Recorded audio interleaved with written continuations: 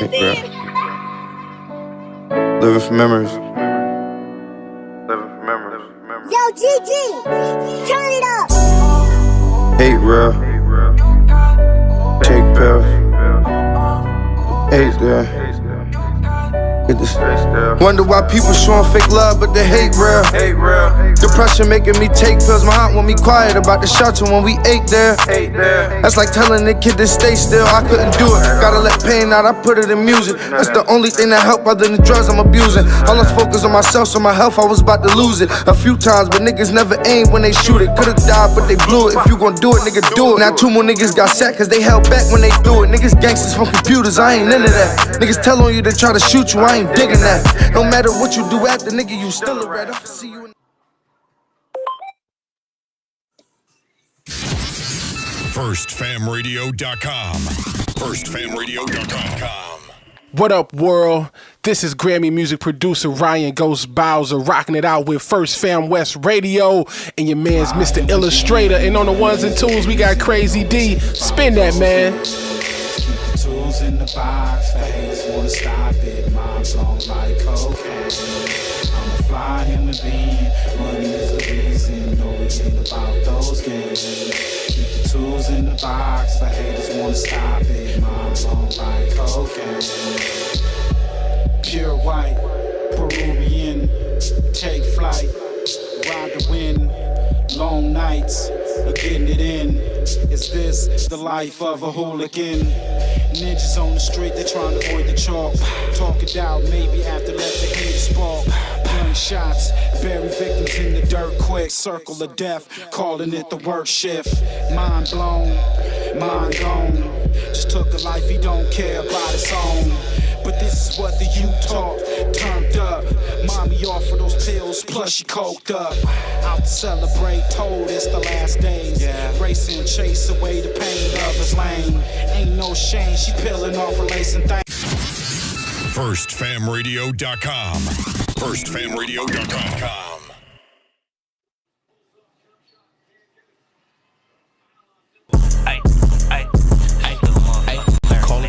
My mafia twin from Jordan Downs. Raise a finger, that's on Gorillas, bitches going down. You politicking on instant, I'm out loading rounds. Smoked his brother, smoking his brother, now we in the cloud. Played our freestyle in the courtroom, Brody lost his trial. Doing dope all around the kid, so she lost her child. See, this mafia way of living, it's just our lifestyle. It ain't no waiting, I'm impatient, let's get busy right now, okay? Diamonds dancing, it's off a lick, I like to rob people. Keep it on me, unfortunately, I done shot people. Not legal, nigga, I'm a spinner, we are not equal, non-lethal. John Cena the poor, I could not see. Long live to leave it, hood boy was quick to squeeze a trigger. If your son ever hungry, doggy, I'll kill for that nigga. I die for the street that I post on with my killers. That is not my baby, lately I've been focused on Skrilla. I can't tell you what, just know the code word is DJing. That's a highlight play, buddy, we gon' replay it. Well known gorillas from my city, they know we famous. You ain't talking no money, get in line and keep waiting. Keep hating, I promise it's coming, Lil Larry, be patient. I had to cut this bitch off, she got feelings attached. I burn this motherfucker down to the ground, to the building collapse. Don't listen to your music, that shit weak and I'm blowing this cap. 5.56 fly out ARP, ain't no holding these back. You speaking on my dead, it's okay, you for surely getting smacked. Don't need a microphone, but you know it's for solely a rap. Big eye busters, the enemies is for soaking wet. Don't believe none of your story, that shit make believe. 2 2 3s, you ain't ducking nothing, this could shoot through trees. Cold word, mental cycle, I came to make a pussy bleed. It ain't a bitch on this earth I'm gon' ever need. I tell down they ever run up on me, shit, I ain't having it. You sir not a killer, we heard you did that shit on accident. I told these niggas I'm from Gorilla Gang Mafia. Yo, BM keep watching me, tell me put down the binoculars. I beef with the whole city, give a fuck about being popular. Not affiliated with none of my people, so we robbing. I get busy with two, they start calling me the problem solver. I'm a real life sparker, don't worry twin, that's on my daughter. Hey, why you dissing me on the net? We from the same city. Always leave a house with it on me, yes it came with. You ain't trying to catch a body, you should not come playing games. I'm a rock star with a drum, so you know I got it on stage. Outside thugging on this block, cause I have no home. Kill a nigga playing with my bro if he right or wrong. Stand dead in his face and that's his fuck nigga, what's happening? Like a donkey in this club, it's okay, we get to dragging niggas out. If it get tricky, shit I'm passing, it's time to pass on the house. If you can lie dead in my face, I can smack you dead, no mouth. You off this pistol, I don't believe believe you gon' shoot it. I ain't breaking nothing down. If you want it, dog, we into it. Been a couple times they had me, fortunately they blew it. Tryna keep my mind inside of my head, cause usually I lose it. Think you really gon' touch me, you must be motherfucking stupid. Chop a bigger dispute, you get a boner. Call it Finette, that's my mafia twin from Jordan Downs. Raise a finger, that's on Gorillas, bitches going down. You politicking on Insta, and I'm out voting rounds. Smoked his brother, smoking his brother, now we in the clouds. Played our freestyle in the courtroom, Brody lost his trial. Doing dope all around the kid, so she lost her child. See, this mafia way of living, it's just our lifestyle. It ain't no waiting, I'm impatient, let's get busy right now, okay? Gang, my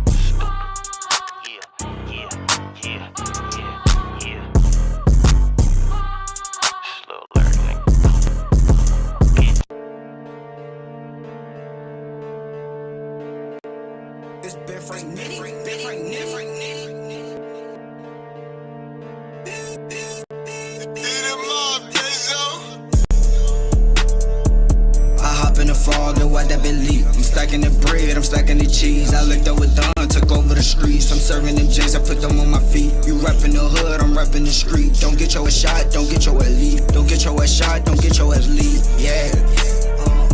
I hop in the fog and watch that bit leap. I'm stacking the bread, I'm stacking the cheese. I licked up with Don, took over the streets. I'm serving them J's, I put them on my feet. You reppin' the hood, I'm reppin' the street. Don't get your ass shot, don't get your ass lead. Don't get your ass shot, don't get your ass lead. Yeah, yeah.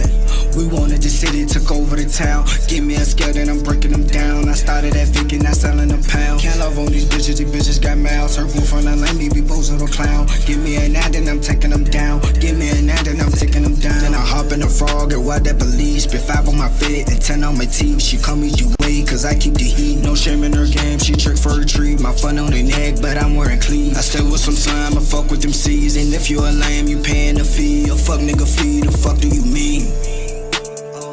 I hop in the frog and watch that bit leap. I'm stacking the bread, I'm stacking the cheese. I licked up with Don, took over the streets. I'm serving them J's, I put them on my feet. You reppin' the hood, I'm reppin' the street. Don't get your ass shot, don't get your ass lead. Don't get your ass shot, don't get your ass lead. Yeah. I hop in the fog and watch that bit leap. I'm stacking the bread, I'm stacking the cheese. I licked up with Don, took over the streets. I'm serving them J's, I put them on my feet. You reppin' the hood, I'm reppin' the street. Don't get your ass shot, don't get your ass lead. Don't get your ass shot, don't get your ass lead. Yeah, yeah. We born in the town but took over the state. 22 double up to this day. It's hard with this bitch and we running this place. Run up on me, you get shot in your face. Run up on me, you get put in your place. Gucci on me, I'm not rocking no pay. Gucci on me, I'm not rocking no pay. What an emoji, my neck is elate. This ice be dripping on me like some glaze. I'm serving these switches and serving these shades. I'm hitting these lists and catching these plays. The haters see a young nigga ain't cake. 40 on me, you get put in your place. 40 on me, you get put in the grave. Alright. I hop in the fog and watch that bit leap. I'm stacking the bread, I'm stacking the cheese. I licked up with Don, took over the streets. I'm serving them J's, I put them on my feet. You reppin' the hood, I'm reppin' the street. Don't get your ass shot, don't get your ass lead. Don't get your ass shot, don't get your ass lead. Yeah. I hop in the fog and watch that bit leap. I'm stacking the bread, I'm stacking the cheese. I licked up with Don, took over the streets. I'm serving them J's, I put them on my feet. You reppin' the hood, I'm reppin' the street. Don't get your ass shot, don't get your ass lead. Don't get your ass shot, don't get your ass lead. Yeah. We're gonna get started, man. Sorry. Shout out to Davin Don, Ben Frank Nitty. Shout out to Lil Larry. Make sure y'all go support him if that's what y'all into, y'all know.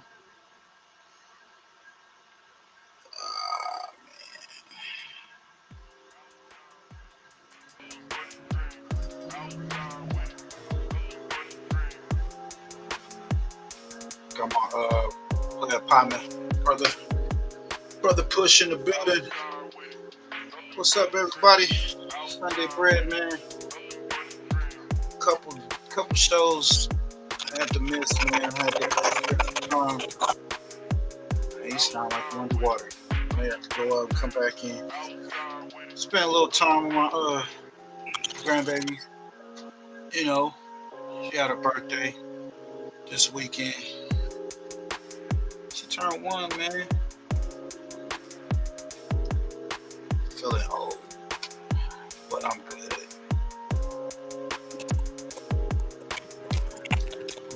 What are we talking about today? I know. grandpa. I'm a stylish grandpa. I ain't no hunch over back type of way. I'm a young grandpa. Hey, so we got Fat Joe denies sex with minors allegations. 20 million lawsuit by one of his old assistants. Hype Man alleged that the rapper forced him to do type of Diddy type sex acts and videotape and all that. And we got some clips on Russell Poole exposing the Biggie's killer. Get y'all opinion on that. What y'all think? I really feel that they got that boy out of here because he was just getting a little too close. And it's starting to see a lot of this information is just surfacing, and it's getting real close to taking some people down. We got some information on that Biggie hit, you know, from the radios to the scanners. And Suge Knight's son replies back to Reggie White. Got a little bit of information. Clips.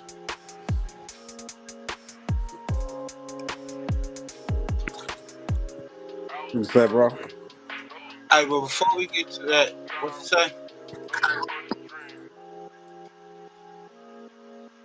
I wanted to show him. We was talking a little bit about this, and I know he got some strong opinions about this, and you know that's with the bombing of these Iran and these nuclear plants by U.S. military airstrikes. What y'all think about that? What's y'all thoughts on that? You're talking about World War III? I mean, I don't know.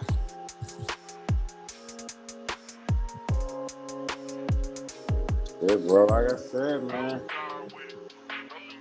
I honestly think you definitely could have waited for did a little more talking. Yo, before you get to this. 'Cause they got some crazy shit going on. Talking about 3 countries is talking about giving Iran nukes now. Whoa. Yeah, they're talking about giving them nukes now. At first it was like, stop this shit. Now you got countries talking about, nigga, we're gonna give them to them. So he just opened up Pandora's box, bro. Facts. Like, didn't make it better. And these nations is like standing up. So it looks like North Korea gonna probably get one up, or a few, in Pakistan.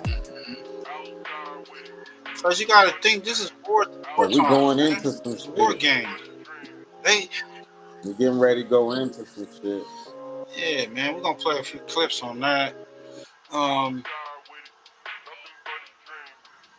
one of the co-workers of the girl who her husband unalived her and himself, she's speaking out. She was saying that she pretty much egged that shit on. She's always been doing these type of shenanigans and drove that man to do what he do.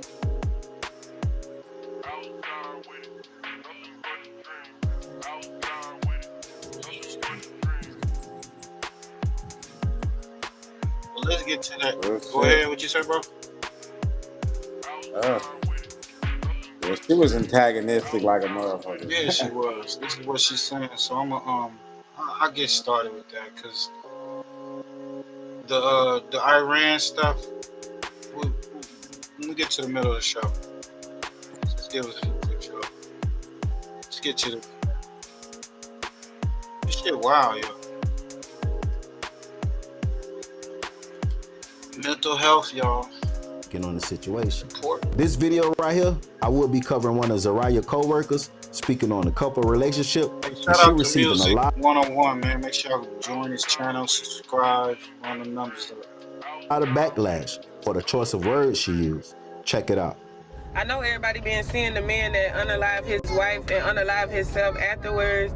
I used to work with the girl Zaria at Hyundai. So rest in peace to both people. This is sad, but personally, I do not feel like that man meant to kill that woman. You roll up, the reason why I say that is because she was found unconscious. She wasn't stabbed, she wasn't shot, or none of that. This is a known event. That was the talk of the warehouse, them fighting, they toxic relationship. She thought it was cute. And that's what people do. They think shit like that is cute until it go too far. So y'all, they been fighting. They been doing that. They been posting that shit going live. And people was going in on her best friend. The best friend said it in the status. If y'all know Zaria, y'all know Zaria like alive. In the live, what she saying, what they saying in the comments, what they saying in the comments. This is unfortunate. It's sad, but this could have been prevented. That man is at the lowest point of his life, and a person is belittling somebody, antagonizing them, kicking them while they down. As an abuse survivor, if I'm afraid of my abuser, I'm not going to do that.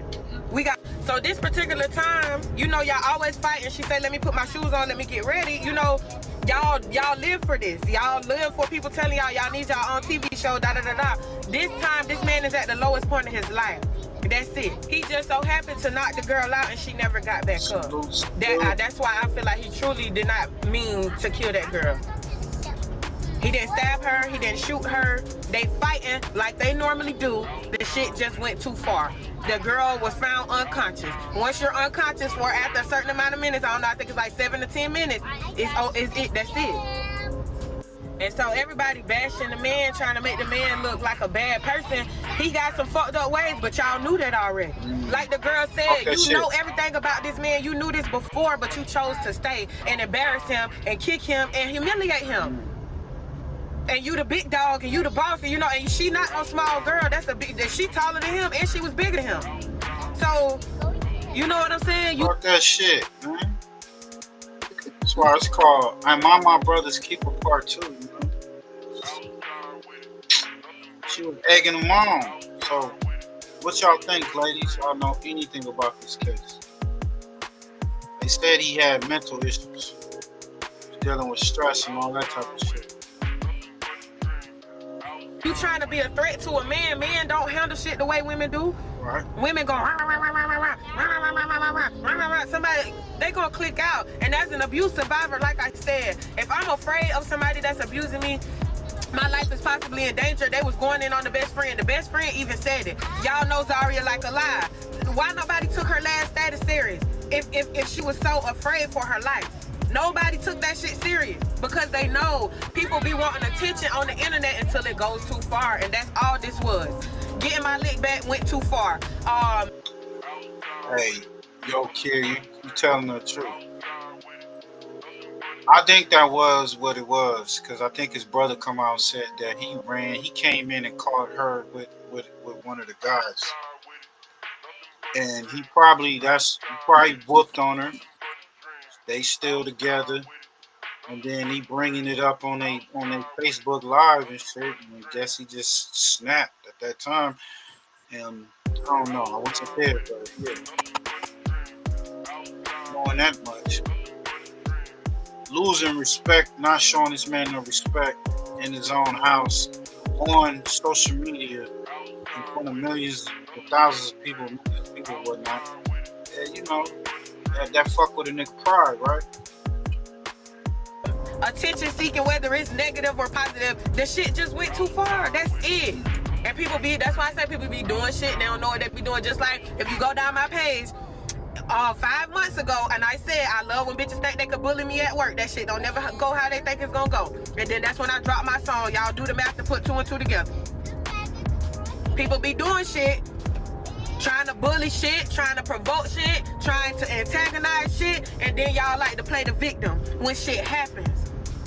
I got empathy for them kids, and that's it, because this could have been prevented. I am so sorry this happened, rest in peace, but you know what I'm saying? We gotta be real. We gotta be real about shit.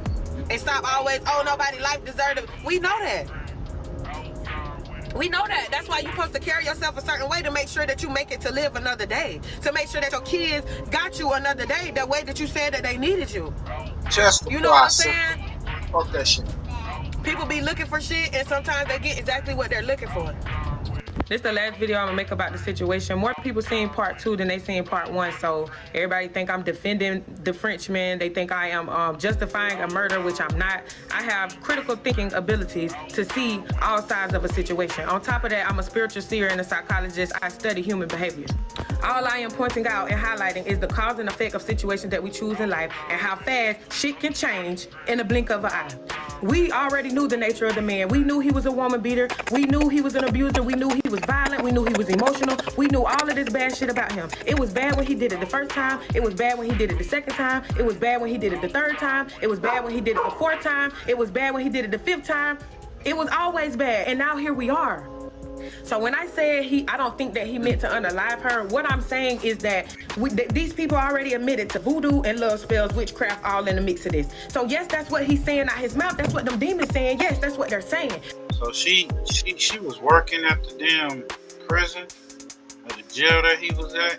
So she got in a relationship with this man, helped him get out of jail.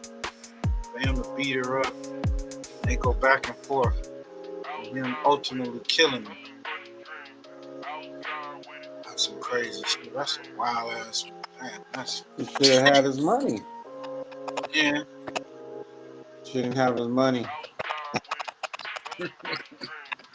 But the man that she was married to and had a child by, I don't think that he meant to unalive her. This was a repeated occurrence for them. Like this was nothing new. That's why I said what I said. I don't think that he really just watched spiritual warfare, love spells, and witchcraft play out in real time. That's it. If you did not watch all 3 of those lives yourself, if you don't know the people and if you don't know the story of what's going on, your comments are not valid. We are speaking on real life. Y'all getting y'all feelings because somebody is not here anymore. I watched my grandmother take her last breath in front of me, so how y'all feel about that type of stuff? I don't feel that way about that type of stuff. I'm not finna get all in my feelings and come over here playing no woe is me card about a situation that could have been prevented. I don't ask kids that really need help out here. For people that are really struggling, y'all make a mockery out of mental health until mental health is in the room with us, and then it's, oh my God. Stop always thinking shit is a game, bro. All that, pick me, pick by who? I've been chose my whole life. Pick by who? This is just some real life shit that people don't be wanting to talk about. Shamarcus' other brother also spoke out about this situation. Y'all get in the comments and let me know.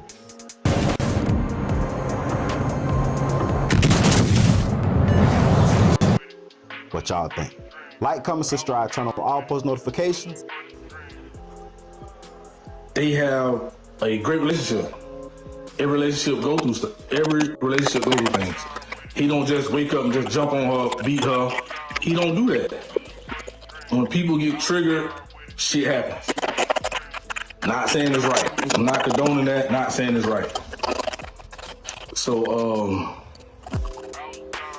let's get with the okay. You heard him on live. He got into it. He jumped on her. They got in a fight.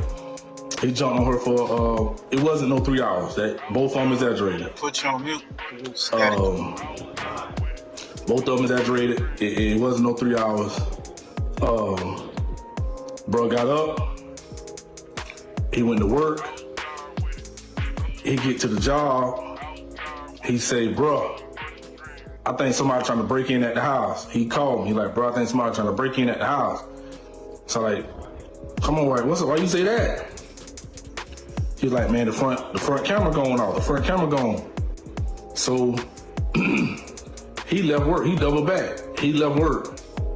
He go back to his house that they share, and he went in the house. He parked his car down the road. He went in the house. Zah was in there. Zah was in there fucking another guy. Plain and simple. That's why she was naked. Oh, shit.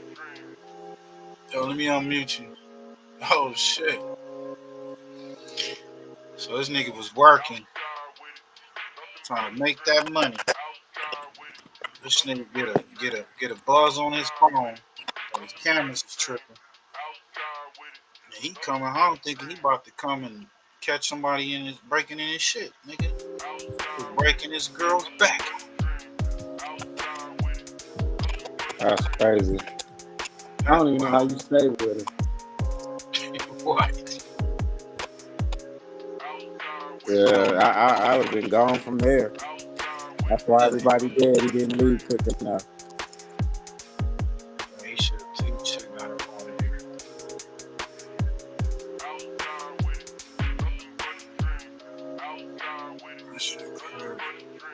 Hey, so I don't know if it was justified. It's a fucked up situation, but shit, that's just how it be. Yeah, he should have got up out of here. Hey, we got somebody in.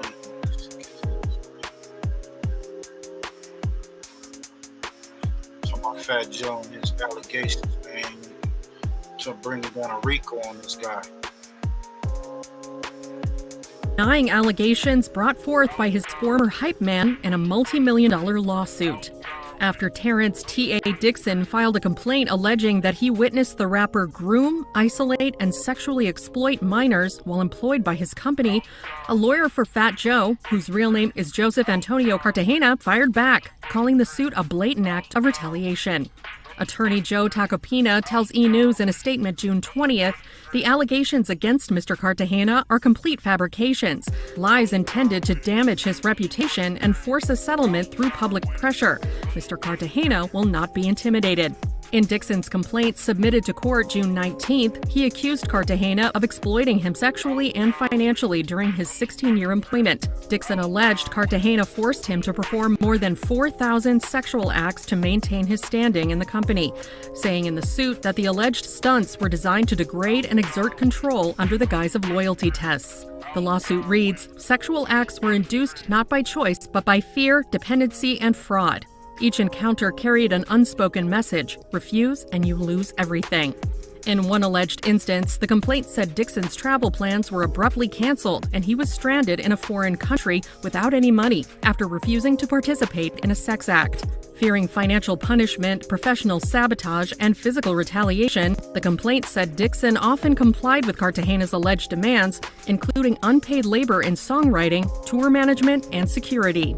During his employment, Dixon alleged that he also witnessed Cartagena engage in sexual relations with children who were 15 and 16 years old.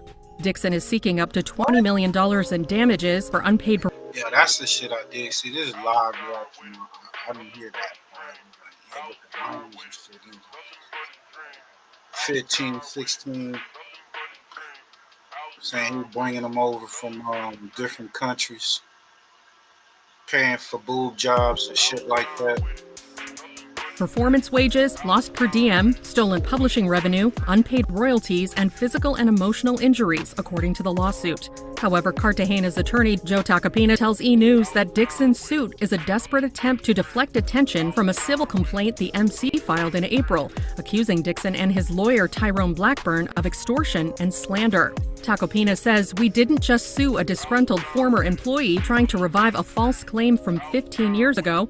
We sued the lawyer behind it all. We have taken legal action to expose this fraudulent campaign and hold everyone involved accountable. E! News has reached out to Dixon's attorney for comment, but hasn't heard back.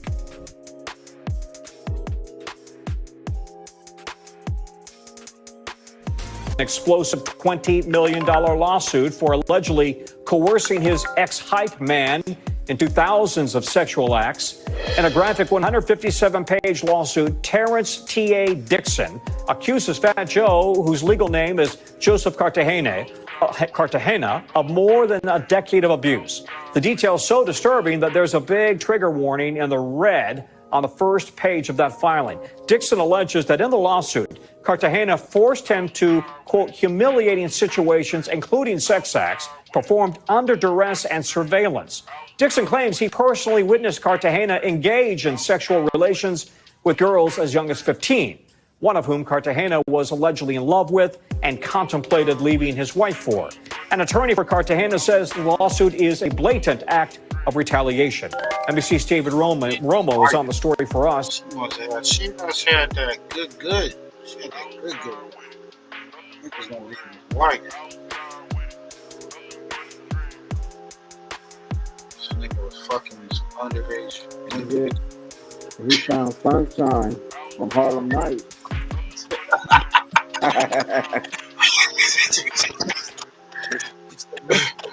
I'm not coming home. I'm not coming home to the babies. I'm not going to tell the kids I love them, baby. I ain't coming home. I ain't coming home. This is a lady heroin. Oh shit. Damn, is that you, Joe? Lady heroin? Oh shit. Oh man.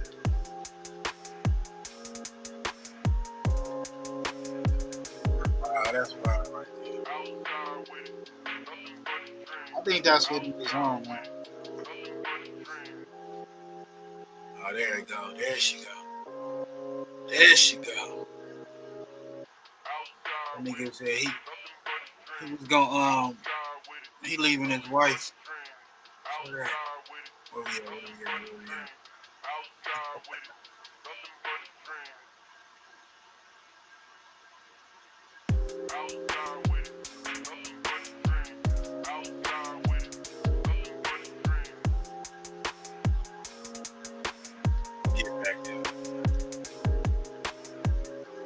And Stephen, Cartagena initially sued Dixon, and now Dixon is suing Cartagena. Both sides are trading allegations here.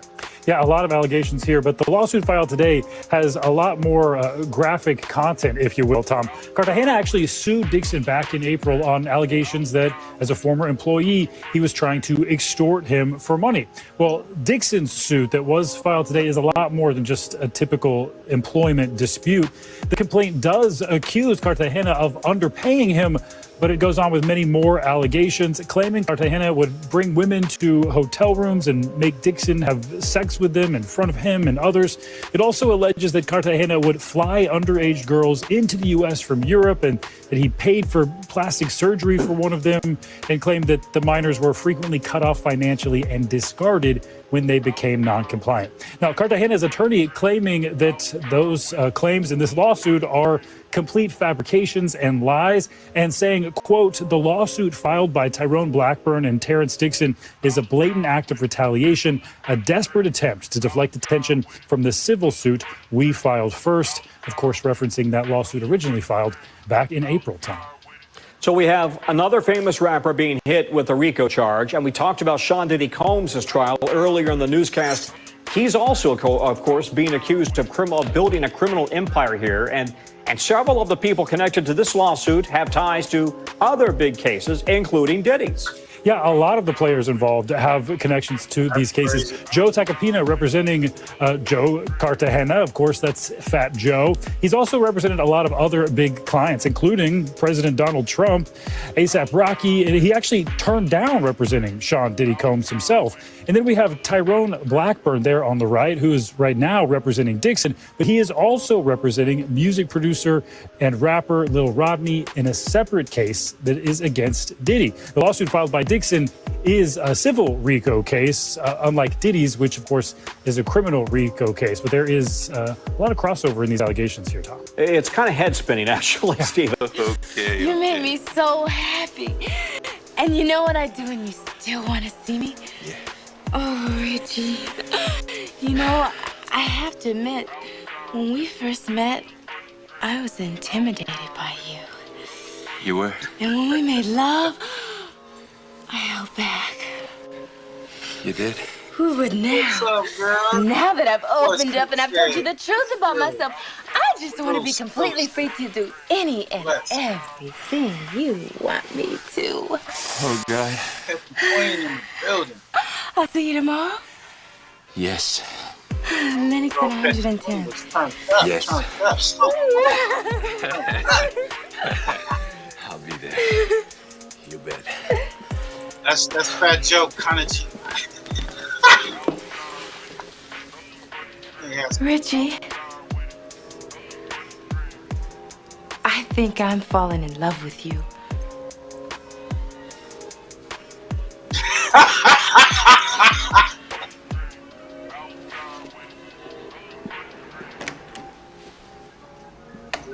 Wow. There you go, folks.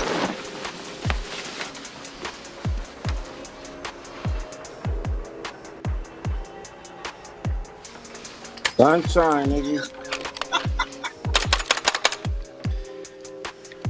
Yeah, give me Hollycourt.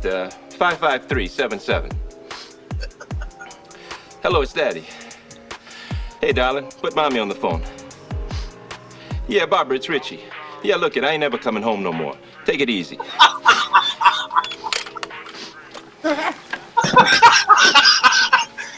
Oh man, Fat Joe, what do you want? Nigga said, take it easy. What's going on? Take it easy. What you doing, Joe? Oh man. Hey man, we got. I ain't never coming home again. Nigga, he was sunshine. That good snappy. What do they call it? The snappy nappy drug out. Remember that? No. Good. He found him a little young one. Like, nigga, I'm marrying her, nigga. Starting over. Right. I'm gonna contemplate leaving his wife. Well, she gonna divorce his ass after hearing that shit. And she gonna take that nigga money. Joe. He gonna be like, it ain't true. It's alleged. Ain't he got a song called Sunshine? I think he is with Ashanti. I'm just saying, man, these niggas is all Diddy related. Fat Joe, Busta Rhymes, all these dudes. Yeah, I know he regret all them parties and Diddy parties, man. Hey, you don't regret them. That shit come back around. He got drunk, was smoking, drinking. Hey, we got Snoopy BA, man. I know he's been managing him for some time now, but he got beef with Wacko from Westside Pyros, and he exposing him for he says for blocking him in the industry. You know what I'm saying? Hating on him and hating on him with Snoop, Snoop Dogg and just the other Bloods and Pyros in the city. Y'all go check out Snoopy VA. He got a new channel called Red Mafia Family. Get to it. Jim Jones to a reputable blood hood, bro, because he paid you. You don't give a fuck about Paru Wacko. You don't give a fuck about your homies Wacko. You wanna be Suge, nigga. Talk about ain't no paperwork in your name, but you been to jail and you ain't showed us no police report. We want to see how much you talked in the police station. Mr. Ain't no paperwork on my name. But then to show us a police report then. We should be able to see some police reports. And I know you got your leg shot, damn near shot off by one of your homies, nigga. Feel me? We about to expose Wacko on Snoopy Badass page, on the Red Mafia Family page. We gonna do another segment, and I'm gonna show y'all how they let snitches sit over there in the West, how Wacko got his leg shot off, got shot, and didn't do shit. Blew his whole calf off, bro. And he ain't did nothing about it. And the nigga's still sitting in the West.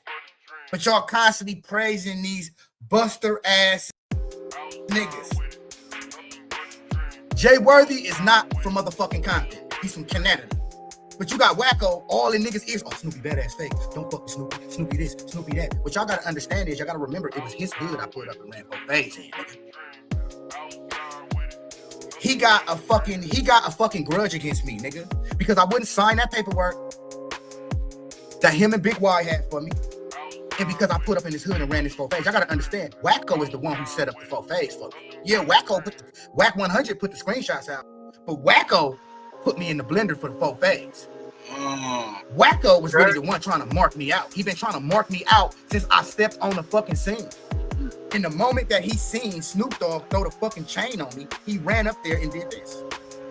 Snoop Dogg, delivered to the created by Big Snoop Dogg, delivered to the big homie, Big Wacko.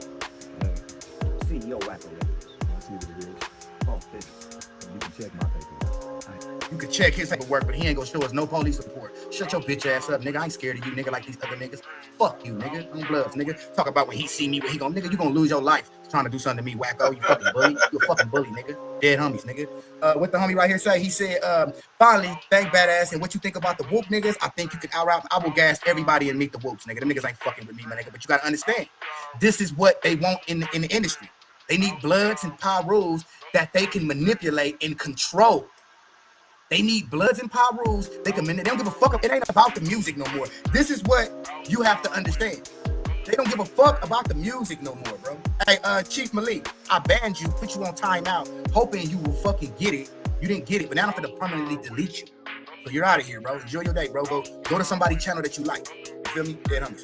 So look, they don't care about the music. They care about, that's why all the music is whack. I listened to that whoop whoop. I meet the whoops. I was mad as fuck. I would have gassed that shit. Them niggas didn't play with it, bro. Look at homie, they only putting people in positions. They only putting people in position that they can control. They only putting people in position that's gonna treat wacko like they daddy. He punked them niggas out the whole Meet the Whoops brand. He went behind all them niggas back and trademarked. I don't even think them niggas even want to fuck with that shit no more. Y'all probably don't even get another Meet the Whoops song. Straight the fuck up. And I'm just telling it how it is. This nigga wacko been trying to hinder me and hate on my career forever. Even with this shit right here. Do y'all remember when I was at motherfucking No Jumper? They want to hide my Paru history and make it seem like I ain't never did nothing for Paru. I'm not a real one and all this. This is the narrative wacko won't push on me because he can't make no money off of me. So soon as after I did the interview with Wack 100, Ears kept it real because he didn't know. He thought it was still good. So he said how he really felt about me. And this is how a lot of Parus really feel about me, but they can't say nothing because they're gonna get that call from Wacko. And this nigga Ears got a call from Wacko when he said this on No Jumper. So y'all listen to how these niggas really feel about a nigga. Because when they get on the internet and say shit like this, Wacko call him impressive. Who said Snoopy ain't from the hood on Hey, my nigga, nigga on Paru, nigga, that way, nigga. Niggas know what's going on. My nigga know we go way back, yeah, bro. We go way back. You know what's up, nigga. Dead homies, blood. And Ears is the real Fruitown Paru. He the nigga who pushed Soulja Boy off of him. Blood, I make blood in my hood. He know me from the hood. He know me from Bompton. But they want to cover up my Bompton history and my Paru status to y'all on this internet and to the industry and make me look bad. Blood got pressed and some more shit for saying this, just for keeping it real on the internet. Just for keeping, they pressed this nigga, my nigga Brazy Joke back there. Blood don't give a fuck about what no. Shout out Brazy Joke, Blood, one of the realest Parus in Bompton that holds me down, that don't let nobody speak bad about me, nigga, in Bompton, and Blood still be in this set. Shout out Blood standing right there behind me, nigga. Cause these other niggas act like they scared of Wacko, bro. We not scared of Wacko, Blood. Who said Snoopy ain't from the hood on Hey, my nigga, nigga on Paru, nigga, that way, nigga. Niggas know what's going on. My nigga know we go way back, yeah, bro. We go way back. You know what's up, nigga. Dead homies, blood. He said, I met him in the Hollyhoods on Paru. And I lost a little respect for Ears, too. Because, nigga, you went from saying Soulja Boy was a fake blood. They punked you for that. Now you saying he's a real blood. You got on here and said, I'm a real blood. They checked you for that. And, like, blood, look at, homie. Niggas gotta start standing on something, homie. Dead homies, blood. Niggas gotta start. Niggas don't even stand on that. Y'all that scared to fuck Wacko on Bloods, nigga. He ain't nobody. Y'all act like y'all scared of Blood. Dead homies, but yeah, this nigga switched all this up when Wacko called it. Who said Snoopy ain't from the hood on Hey, my nigga, nigga on Paru, nigga, that way, nigga. Niggas know what's going on. My nigga know we go way back, yeah, bro. We go way back. You know what's up, nigga. Dead homies, blood. We out here though, nigga. Man, me and Wack, we just did a classic ass interview, homie. Y'all. So I say that to say this, bro. These niggas is fake, bro. They create narratives. They try to hide niggas' background and do some more shit. And I don't give a fuck. And you crip niggas, y'all stay out this shit. I'm over here dealing with my politics, nigga. We don't need your opinion on this shit. But Wacko's a bitch. He probably runs every crip blogger to get him to smut me up and some more shit, right? So Wacko go run the Snoop Dogg, hate on me, smut me up, show half the paperwork, do all that shit, right? This is after he chased me. Y'all know that, right? I showed this already, but I'm sure it again before he did shit home, right? So Snoop chanked me. He run up there crying to Snoop because he want to be top blood. And y'all have to remember, this ain't the first time he did this to me. Every time I reach a pinnacle in the game, he go, like even with DJ Charisma, Everybody seen that I was on DJ Charisma Power 106, right? When I did the show. He even went and hated on me to DJ Charisma, my nigga. Said, don't fuck with him. Don't support him. Y'all act like this nigga shook. He ain't got no money. This nigga don't even got 100,000 in the bank, bro. So I'm just pointing all this shit out. You feel me? This nigga talk about ain't no paperwork on his name, but he has never presented a police report of none of his cases. We want to see if you told him you from Westside Pyru. Delivered to the created by Big Snoop Dogg. Delivered to the big homie, Big Wacko. CEO Wacko, that is. Let's see what it is. Oh, you can check my paperwork. We can check your paperwork, then give us them police report numbers, then, bitch, and we gonna go check. You can check my paperwork, ain't none. Everybody got paperwork if they been to jail, nigga. Let us see it, nigga, so we can see what kind of statements you made, nigga. The thing about it, when it comes to police reports, niggas don't go by those police reports because the police gonna always lie. They can lie. They're allowed to lie. So I don't know. Wacko, never met him. You know what I'm saying? My peoples fuck with him. You know, they rules.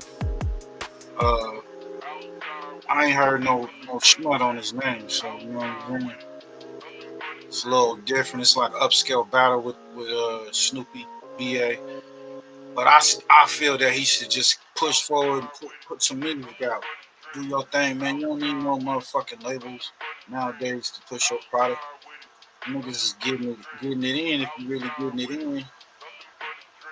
But hating on all the rest of the Damus, Pyrus, and the city is not a good look. You want to do some shows and get out here and move around, it's gonna be difficult. On Bloods, nigga.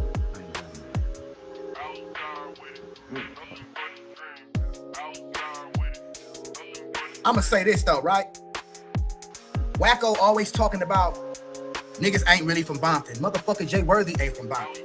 You got a nigga from BPS that's in Meet the Whoops that didn't even go to school in LA. Didn't even grow up in the jungles, nigga. But y'all run around locking B's and P's with that nigga. Let's talk about that. Let's talk about you trademarking Meet the Whoops. Let's talk about that. Dead homies, blood. Let's talk about that. Girl, Petty Queen. Feel me? But I'm gonna say this though, right? Y'all talk about, oh, y'all don't fuck with snitches. Y'all don't fuck. Yeah. Get the lights up before I turn this motherfucker off, because y'all know I will. So look, y'all talk about y'all don't like snitches. Y'all don't like bitches. Y'all running behind Wacko. Wacko don't give a fuck about Pyru. Wacko give a fuck about Daryl Oates. Where the fuck his name Potts, nigga? He only care about himself, my nigga. And I'm fit to prove that right now. He talk about, oh, niggas gotta be really Pyrus. Niggas gotta really be from Bompton. Shut up, nigga. You running behind Jay Worthy, nigga. And we know he ain't no real Bompton, nigga. You feel me? Talking about you don't fuck with snitches and fuck with bitches, but Jim Jones paid your ass to pull up to Gonzalez Port. You niggas is exploiting the P. You niggas is milking this shit and using it for your own personal motherfucking. You feel me? Yeah, they trying to ride Chef Boy wave right now. On my mama, that's what Wacko doing. Trying to ride the gang nigga wave right now. So what we gonna do is, I'm gonna show y'all this nigga pulling up, having Jim Jones pull up to the port after Jim Jones has already been proven to be a snitch, bro. He's a bigger snitch than 6ix9ine. So we gonna play this shit. Is Jim Jones really a snitch? Do we got any real definite paperwork, snitch paperwork that he actually snitched on anybody? Yeah, we got that recording, but he wasn't snitching on nobody on that. Now I heard something with another case that was in Virginia. I don't know if that. I don't know too much about that case, but I heard it was fiction. Y'all gotta enlighten me on that. But Snoopy PA is he's still known as a hood hopper, and I don't care what nobody say. You get on the stand, you point a nigga out, you say this, you run back to the scene, talk to the cops. That is all forms of telling. Period. Leave it alone, man. Just do your thing. Push your music. Do your career. Push your career. Stop worrying about other motherfuckers. We do this all the time, right? Let's go to church. We want to get some salvation. We want to get some direction. And it's in the same in life. Stop getting worried about validation from these niggas. and see how Wacko milked this nigga. You know this shit is all fraud. It's all fake, man. Everybody can use the city and the car for their own careers and personal gain, but Snoopy badass. Y'all let niggas snitches come from New York. Y'all let niggas come from down south. Y'all let niggas come from all over the goddamn world and stand in front of the PART.2 sign and the Gonzalez Parker's PART.2, nigga. Y'all can't even run background checks on these niggas. But y'all speaking on me? Y'all really scared of me, huh? I really make you niggas feel low, huh? Make you niggas feel insecure. Of course not. Of course not, kid. No. I mean, you got people that switch hoods though all the time. And they was doing that shit back in the day. You know what I'm saying? Rarely hear somebody be a Crip then turn to blood to a Crip. You know what I'm saying? It's happened. But I mean, it ain't uncommon. Shit, I done heard Serenos turn Nathaniels and vice versa. Shit. If you stick it to the rules, which nobody does, that's called what? Treason, right? Turned your back on the game. It's treason. Insecure, huh? Wacko know he can't control me, nigga. Dead homies, nigga. Look, blood, I'm gonna play this. I'm gonna show y'all, and I'm gonna show y'all the videos where they prove Jim Jones is a snitch.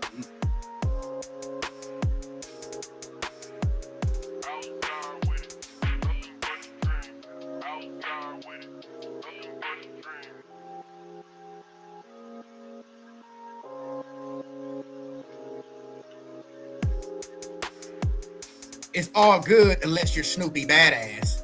These niggas act like I done did the most busterest, weakest shit in the world. I done put up with Ramfo issues, took my L's, blood. Got on the stand, helped the nigga get acquitted of trying to kill me. Went with his story, blood. Hit the pen 7 times, never wrote it up, never hit a BC yard, nigga. Never got nothing taken from me, never turned down a fade. But you niggas will validate anybody else. Wacko. Validation. Stop trying to be validated by other motherfuckers and just do you, right? That's what I'm saying. What's up, Push, man? This is your artist, your client, man. You've been managing him for some time now, man. He's not a bad artist. I'm not going to sit here and hate, you know.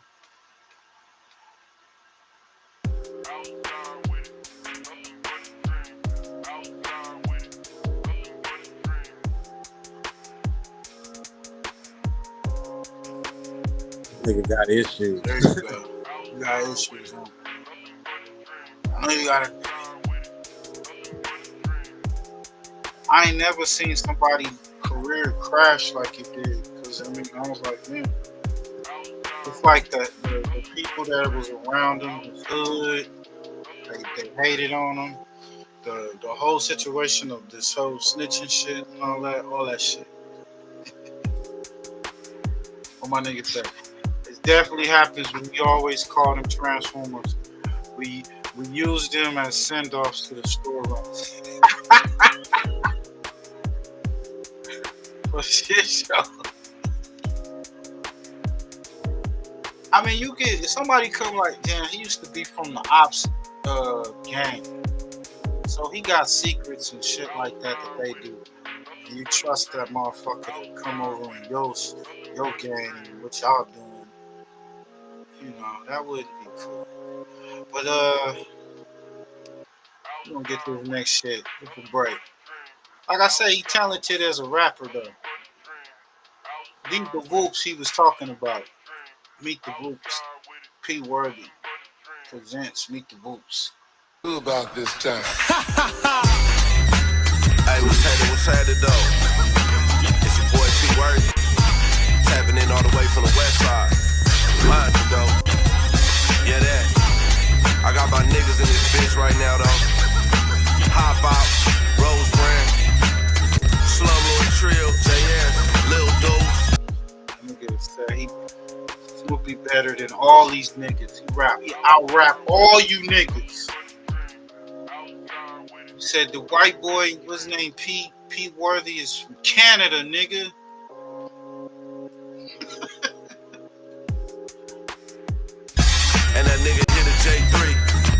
hard ass was had it. Finna kick some more funky Don't shit. get caught in the jungles or a court, caught Gonzalez on the brands by the Thames with some P-Funk Brothas. Way before rap, me and Worthy been sliding. I used to keep a sack in the Man, my nigga Kid the Barber dropping Motu. Y'all get this good blessing. What he said? He had cool music. But are you coming to the game as a gimmick? That's how people gonna treat you. That's a fact. That's a fact, y'all. RAFEAL with hollows.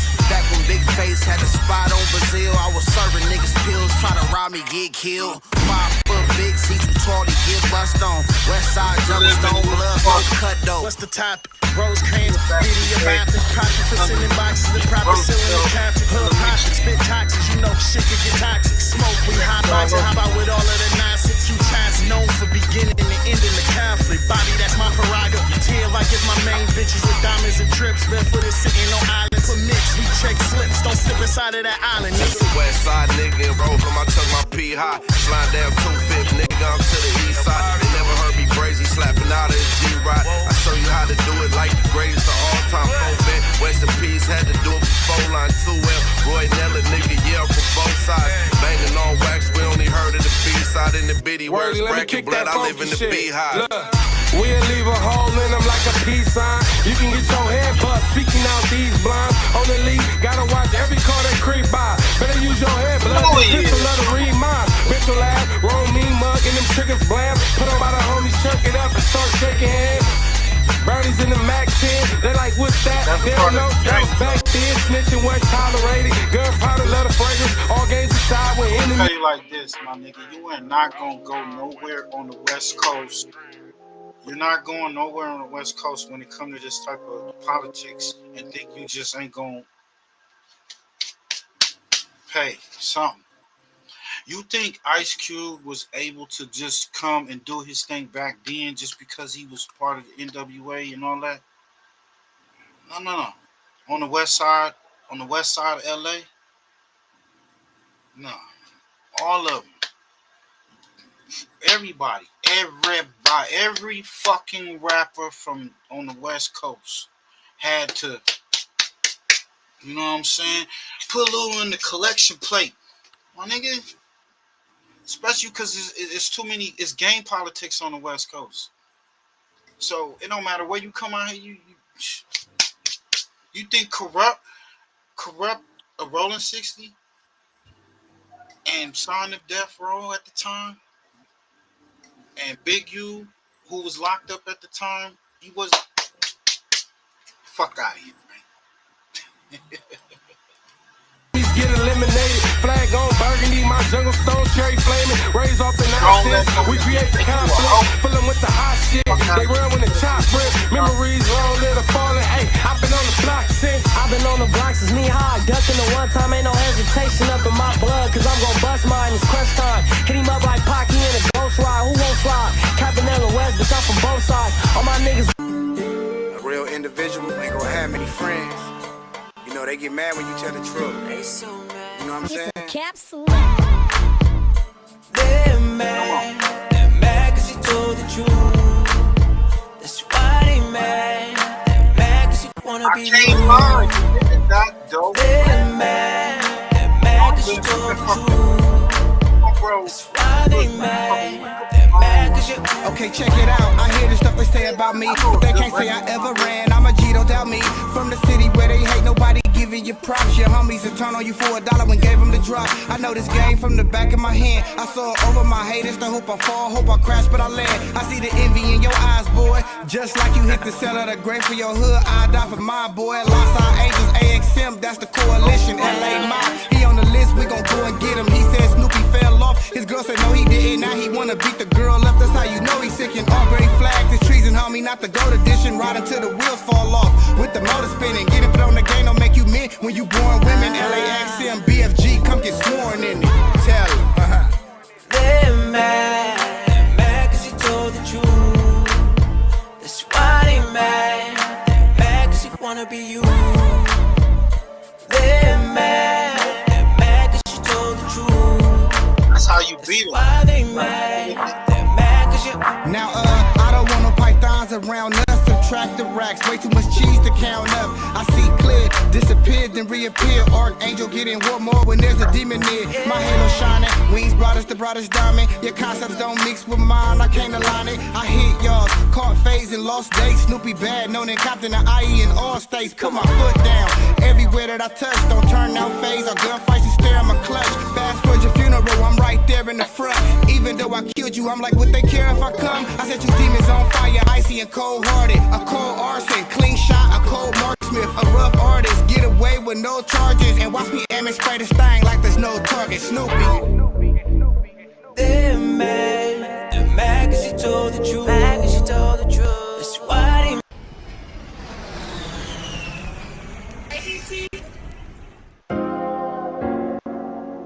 Hydro. Hey, it's King Bill, nigga. Northside Islands. I'm on the 4-5 bigs. Free the Knicks, nigga. You can't just walk on, nigga. Aight. Wanna join the gang, gotta slide first.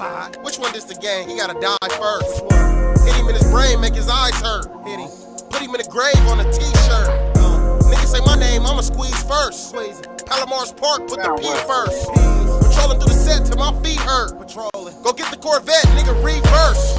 Them traps ain't a threat, nigga, we worse. Northside niggas so faster. Bitch on my dick, I'm finna bracker. Bet I get rich if I bracker. Make a right on town, nigga, head to hope. I'm finna sex bitch down right in front the stove. Then go get loaded on Logan. I'm loaded. 4-5 Glock still smoking. I'm smoking. 6 shots left, reloaded. I'm tryna catch a truck, nigga, out Logan. Don't get scared when we turn on Gary. Nah. Right after this, I'm finna pop a cherry. Nigga, don't be a bitch like Halle Berry. Nah. Put that little nigga on the obituary. Yeah, jump out, nigga, do your shit, nigga. Northside Nick. Do. Wanna join the gang, gotta slide first. Which one is the gang? He gotta die first. Which one? Hit him in his brain, make his eyes hurt. Hit him. Put him in a grave on a t-shirt. Nigga say my name, I'ma squeeze first. Palomar's Park, put the P first.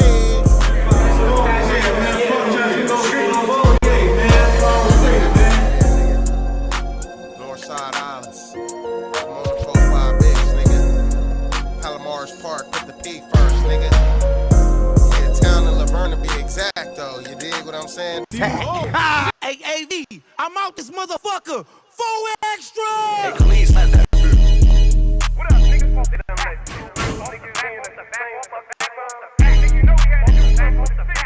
DJ Flair, make the money flare. Hey, bitch, I got the city lit. Off the bat. Hey, nigga, I'ma do my shit. Off the bat. My nigga said, fuck King Pill. He turned that shit down. And King Pill ain't happy about it. If y'all saw the latest episode of No Jumper, he was looking real bummed out on it. And it seems that some of the clout chasing that he was doing didn't work out for him. Cause 4 Extra said, nigga, fuck that. Nigga, I ain't fighting no crackhead. Nigga, you don't get no points on the scoreboard for knocking out smokers. That's what he's saying. That ain't my word. That's what he's saying. You know what I'm saying? So off the bat, I think he about to fight that boy, what's his name? Aaron the Palmer.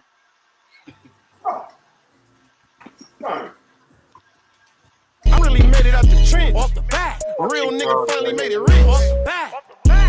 Off the back, off the back. Off the back, off the back, off the back, off the back. Off the back, off the back. Off the back, off the back, off the back, off the back. Off the back, I'm really tripping. Off the back, off the back, off the back, they know I'm crippin'. Off the back, I'm really tripping. They know I got it on me. Off the back, I ain't slipping off the back. I'm from West Side 40. They call me 4 Extras, and you know I keep it 40 off the back. Who got love for the glove? Mozzie in the city, we get love from the blood. We get love from the hood. From Crenshaw to Fig, from the hood to the dub.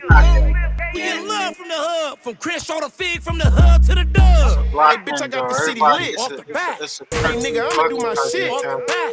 I really made it out the trench. Off the back. Real nigga finally made it rich. Off the back. Off the back, off the back. Off the back, off the back, off the back, off the back. Off the back, off the back. Off the back, off the back, off the back. It's Political Street Views, and we back. for another cruise. If you got some, fire it up.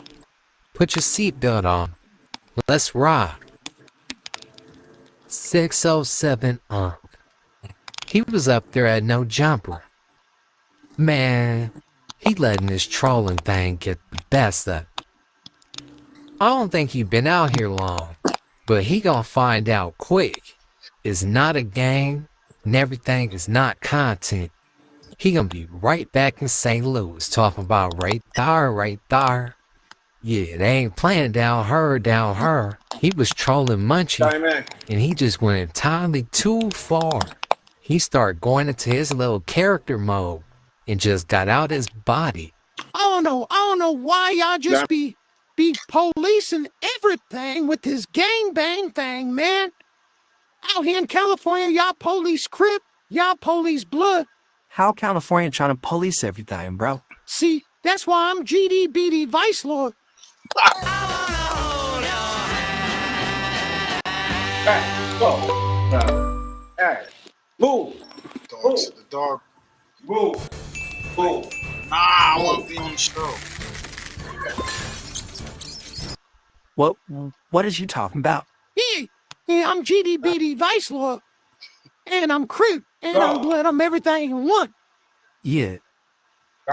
Yeah, whatever. Munchie got hollering at him like, man, stop playing with this, bro. Ain't nobody playing with gangbanging out here. Yeah. What? This nigga killed him. Yo, Push, you see the screen? Oh, shit. You see the screen? Kid is crazy. Oh, man, that's a fact. I feel here like it's the management, y'all. It's the management because he had a hit record. You had a hit record. It was banging. You know what I'm saying? You had Compton AB on that motherfucker. It was a banger. But shit. Poor management, man. I'm playing with it. I don't care who playing with it. I'm Hoover. What? What you say? Stop playing with me. I'm my mama. You heard me? What? Killing again. Hey, LIMG, watch your mouth, bro. What you want to do? What you want to slap box you? What you want to do? Slap box? Nah, we finna get down on B team. Sit on the floor, bro, and lock legs right now. Nah, now watch out, Adam. Yeah, you ain't here, bro. Yeah, Ant, I'm not talking to you. I don't hear you laugh. I'm not talking to you, so I see you. I see you over there moving. Finish twisting your blunt up, Ant. Finish twisting your weed up. I got my blunt too. On King David, on Larry Hoover. Munchie, now if you want to slap box or lock legs or anything, we can get that going. But like I said, I'm Hoover, mover. And I know they're going to call you. So what? You're going to have to deal with that. Adam in his podcast early. He called a mandatory meeting for all members. They gave Unc his DP after that. Young Ant, Flacco, and Munchie whooped him out. 3-on-1. He been straight ever since. Man, y'all should know where we headed on this next stop by now. Yep, the After Troll Avenue. Let's go over here and swerve through this traffic one time. Today, we got King Pill. Yeah, the empty medicine cabinet. Today, we dealing with a person, when they hit the county, they lining up for pill call. When they at home, they go into that medicine cabinet every morning, getting that pill call. Gummy vitamins, Xanax, a little perk or two. Hell, even crush out some Tylenol for the camera. Yeah, King Ibuprofen, King Pill himself, the troll of all trolls. Got himself into some trouble. He wrote a check his ass couldn't cash. Try to call 4 extra out for the fade. Man, that dude don't want to fight you. You wearing the same clothes, still. You got army fatigues all from the Goodwill. Yo, push. Yeah, we know you're trying to be a cartoon character and had a main character syndrome, but you just looking like one of the Hey Arnold homeboys at this point. Stinking. Same outfit up. King Pill went on a promo round with Adam. They slid up there to New York. He running around with Bobby Shmurda, filling his cell. Him and Bob and G Uno. They come back. He must have thought he was Suge Knight or something. He slid to the 40s with a couple of his Hoover partners and decided to antagonize Bo Extra, thinking I was gonna get him a fade. Nah, that's gonna get you somewhere you don't want to be real fast. He over there in a section with a red cape on. I'm talking about doing pull-ups on the bars and everything, looking like Captain Underpants himself. Taco shop owner came outside and pressed the lights out of him. Hey, Mio, I don't know what you're doing, but you have to take that shit somewhere else, bro. I don't care. I don't care. I'm already getting poquito business. You're not gonna mess that up for me, man. No, you're not. I've seen you on the internet already. You need to spend more time in the gym instead of typing all the time, you know? You're a keyboard warrior, man. Just leave from in front of my shop. He ended up backtracking on that. Soon as he seen Bob the G Uno come to his senses. Yep, that phone got the ringing. A little too hard. King Pill got exactly what he been wanting. All that attention. But it's for the wrong reasons now. I'm pretty sure by the time he got back to Pomona, they hurry up and let him know he got an issue coming. Before he hit that internet, he got to slide first. Where have it, he's still patrolling the set. Guess his feet really hurting. Hey, this you better smoke me, bud. You open fire on me, you better clean the...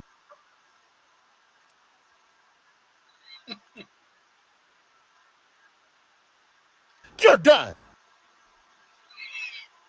At Granger, we're for the ones who pay attention to every little detail.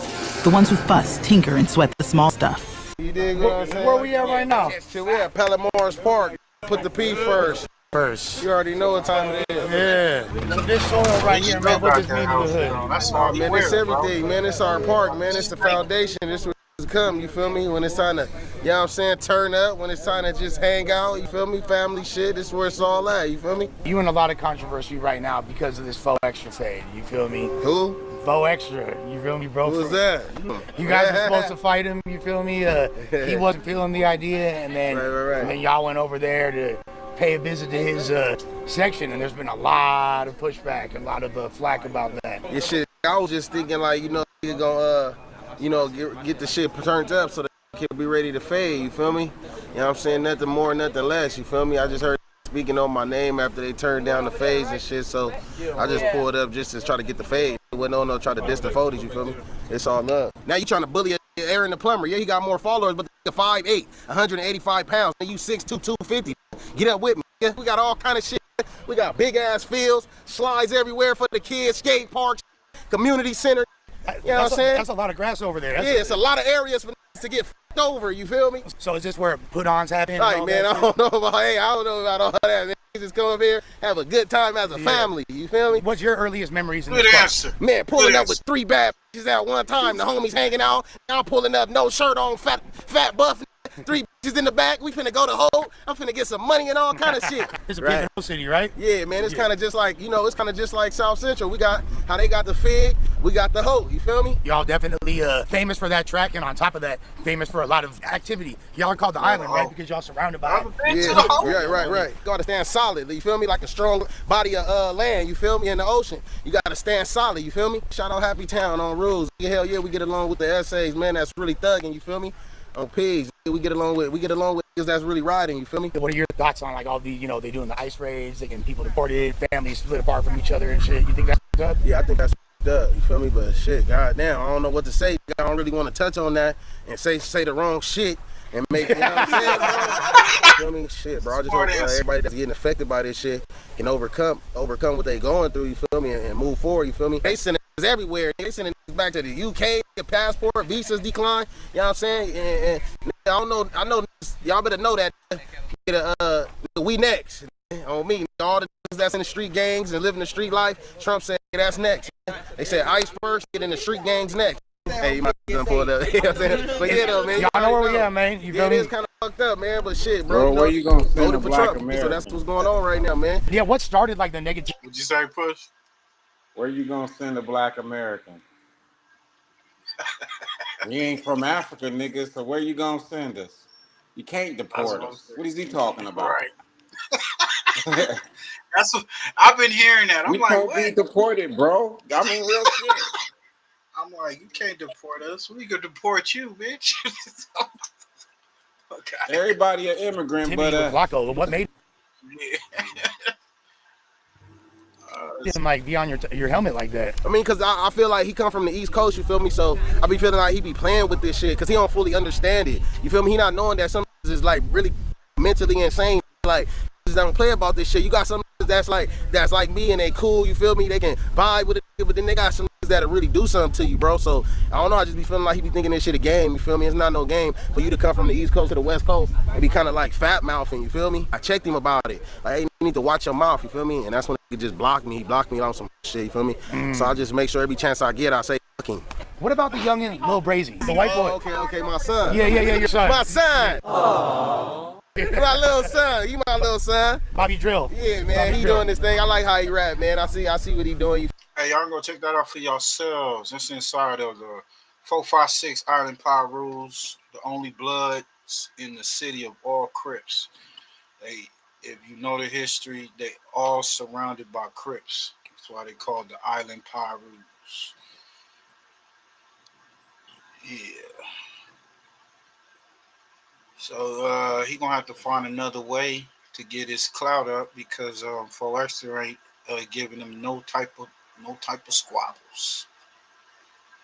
He ain't giving him no type of clout, my nigga. Let's get to this shit right here. Again, has avoided the truth. And when you add everything up, what other and the department time and time again has avoided the truth. And when you add everything up, what other reason could there be? The reason being is because they do not want to expose to the public that Los Angeles police officers were involved in the conspiracy to kill Biggie Small. Ultimately, at the end, he got it right. Which was? But who he believes was responsible for the shooting of Biggie. And he thought it was who? I don't know. You know. They ended up transporting them, Mr. Poole, to the hospital, and where he died of his injuries, or the heart attack. Actually, I think it was a aneurysm, not a heart attack. Okay, riddle me this. Why would a top LAPD detective quit his job? He ain't got no job up there though. See, 4X that got signed up there, no jumper, got a position. I guess he was sponsoring the boxing match. He was just gonna sponsor him, but shit, the nigga, he was like, "Oh, okay, I got money on this nigga. If y'all gonna do it, you saw the dude with the little fake belt, you know, boxing belt or whatever. You know, they was probably gonna make an event out of it, but nigga said nah." And then I'm thinking that, like he said on No Jumper, higher up, he's saying that he feel that Wack has something to do with him turning that down too. So he said he was broke on that motherfucker. Y'all, if you go check it out, he said, "I'm broke, man." That's why he wearing the army fatigues all the time. Over Biggie's murder.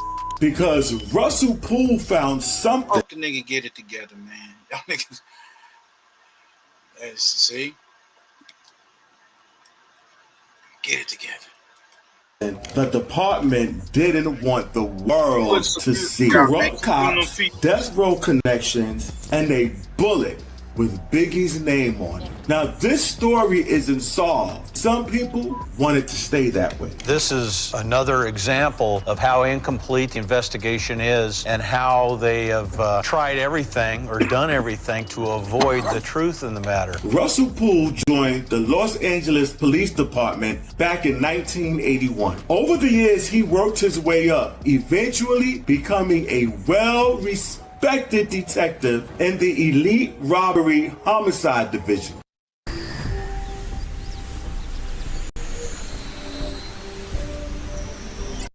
He had worked on big cases like the murder of Bill Cosby's son, Ennis Cosby. Folks inside the force knew him as sharp, dedicated, and straight up by the book. By the way, his credibility, does he have a strong credibility of who he was with his past? At the time, Russell Poole was known as a really diligent, hardworking, respected detective. Had he worked on something this big before, a case this level? Just some ancillary involvement. When Cosby's kid was killed in Los Angeles, he'd worked hundreds of gang homicides and gang investigations. He's got experience. This isn't somebody that he knows what he's doing. He knew what he was doing. Okay. His path into the Biggie Smalls case didn't start off in the way you would expect it. It actually kicked off when another LAPD officer, Kevin Gaines, got killed in what at first looked like a simple road rage situation.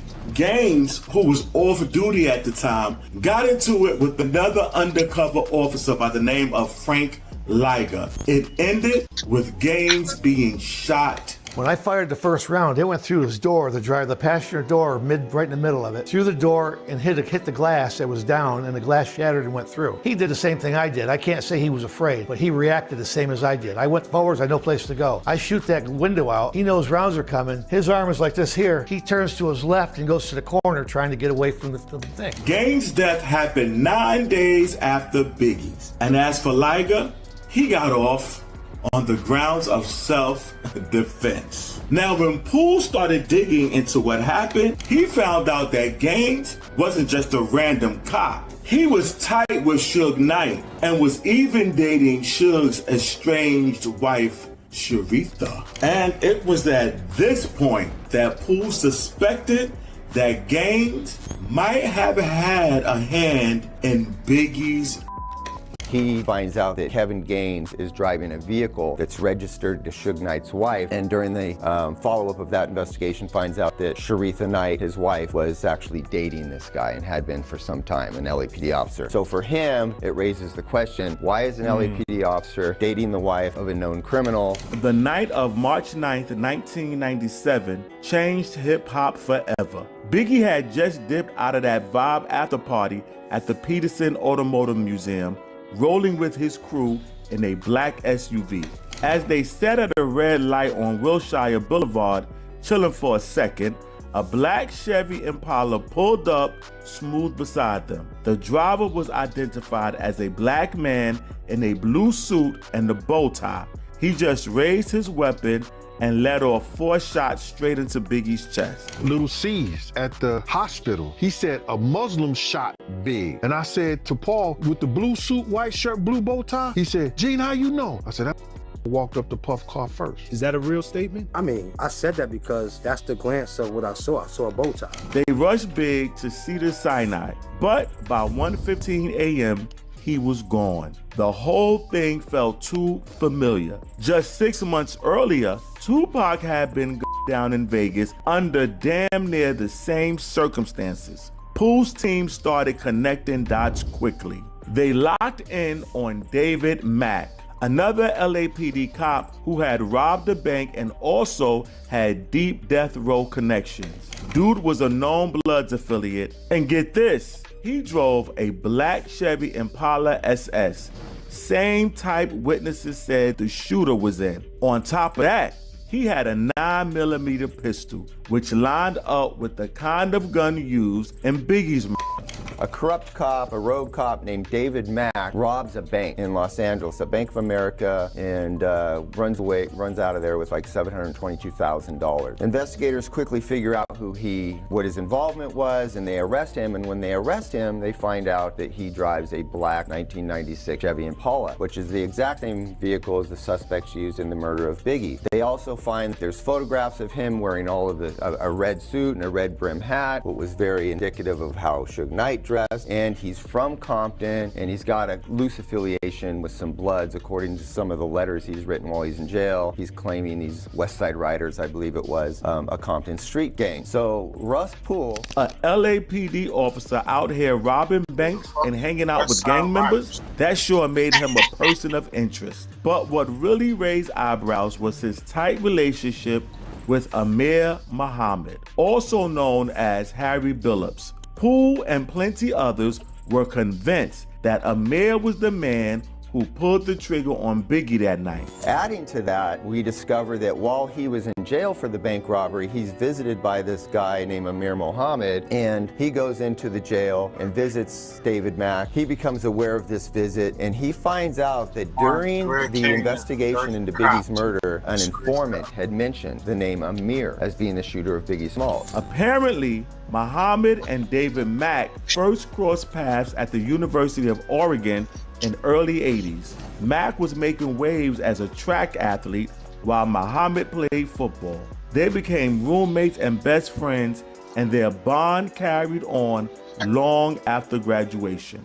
While Mack went on to join the LAPD, Muhammad moved into the mortgage and real estate game, eventually settling down in Georgia. Then, after Mack got busted in 1997 for pulling off a $722,000 bank robbery, Muhammad paid him a visit in federal prison on December 26. That visit raised a few eyebrows. Investigators wondered, hey everybody, it's Tony Robbins. Listen, I've spent the last 43 years now working with people all over the world in the what the real reason was. Was it just two old friends catching up, or was there something more going on behind closed doors? However, David Mack wouldn't be the only compromised cop involved in this story. Our next dirty cop is a man whose story was so crazy that it got made into a Hollywood classic. During the Wallace family's 2005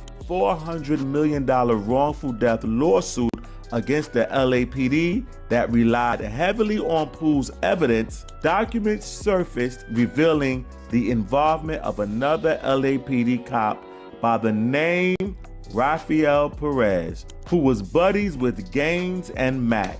Now, Perez is the cop whom the movie Training Day starring Denzel Washington was based on. In 1998, Perez was arrested for stealing 6 pounds of cocaine from an LAPD evidence locker, drugs valued at around $800,000 on the street. Perez became a person of interest because of his alleged ties to Suge Knight and Death Row Records.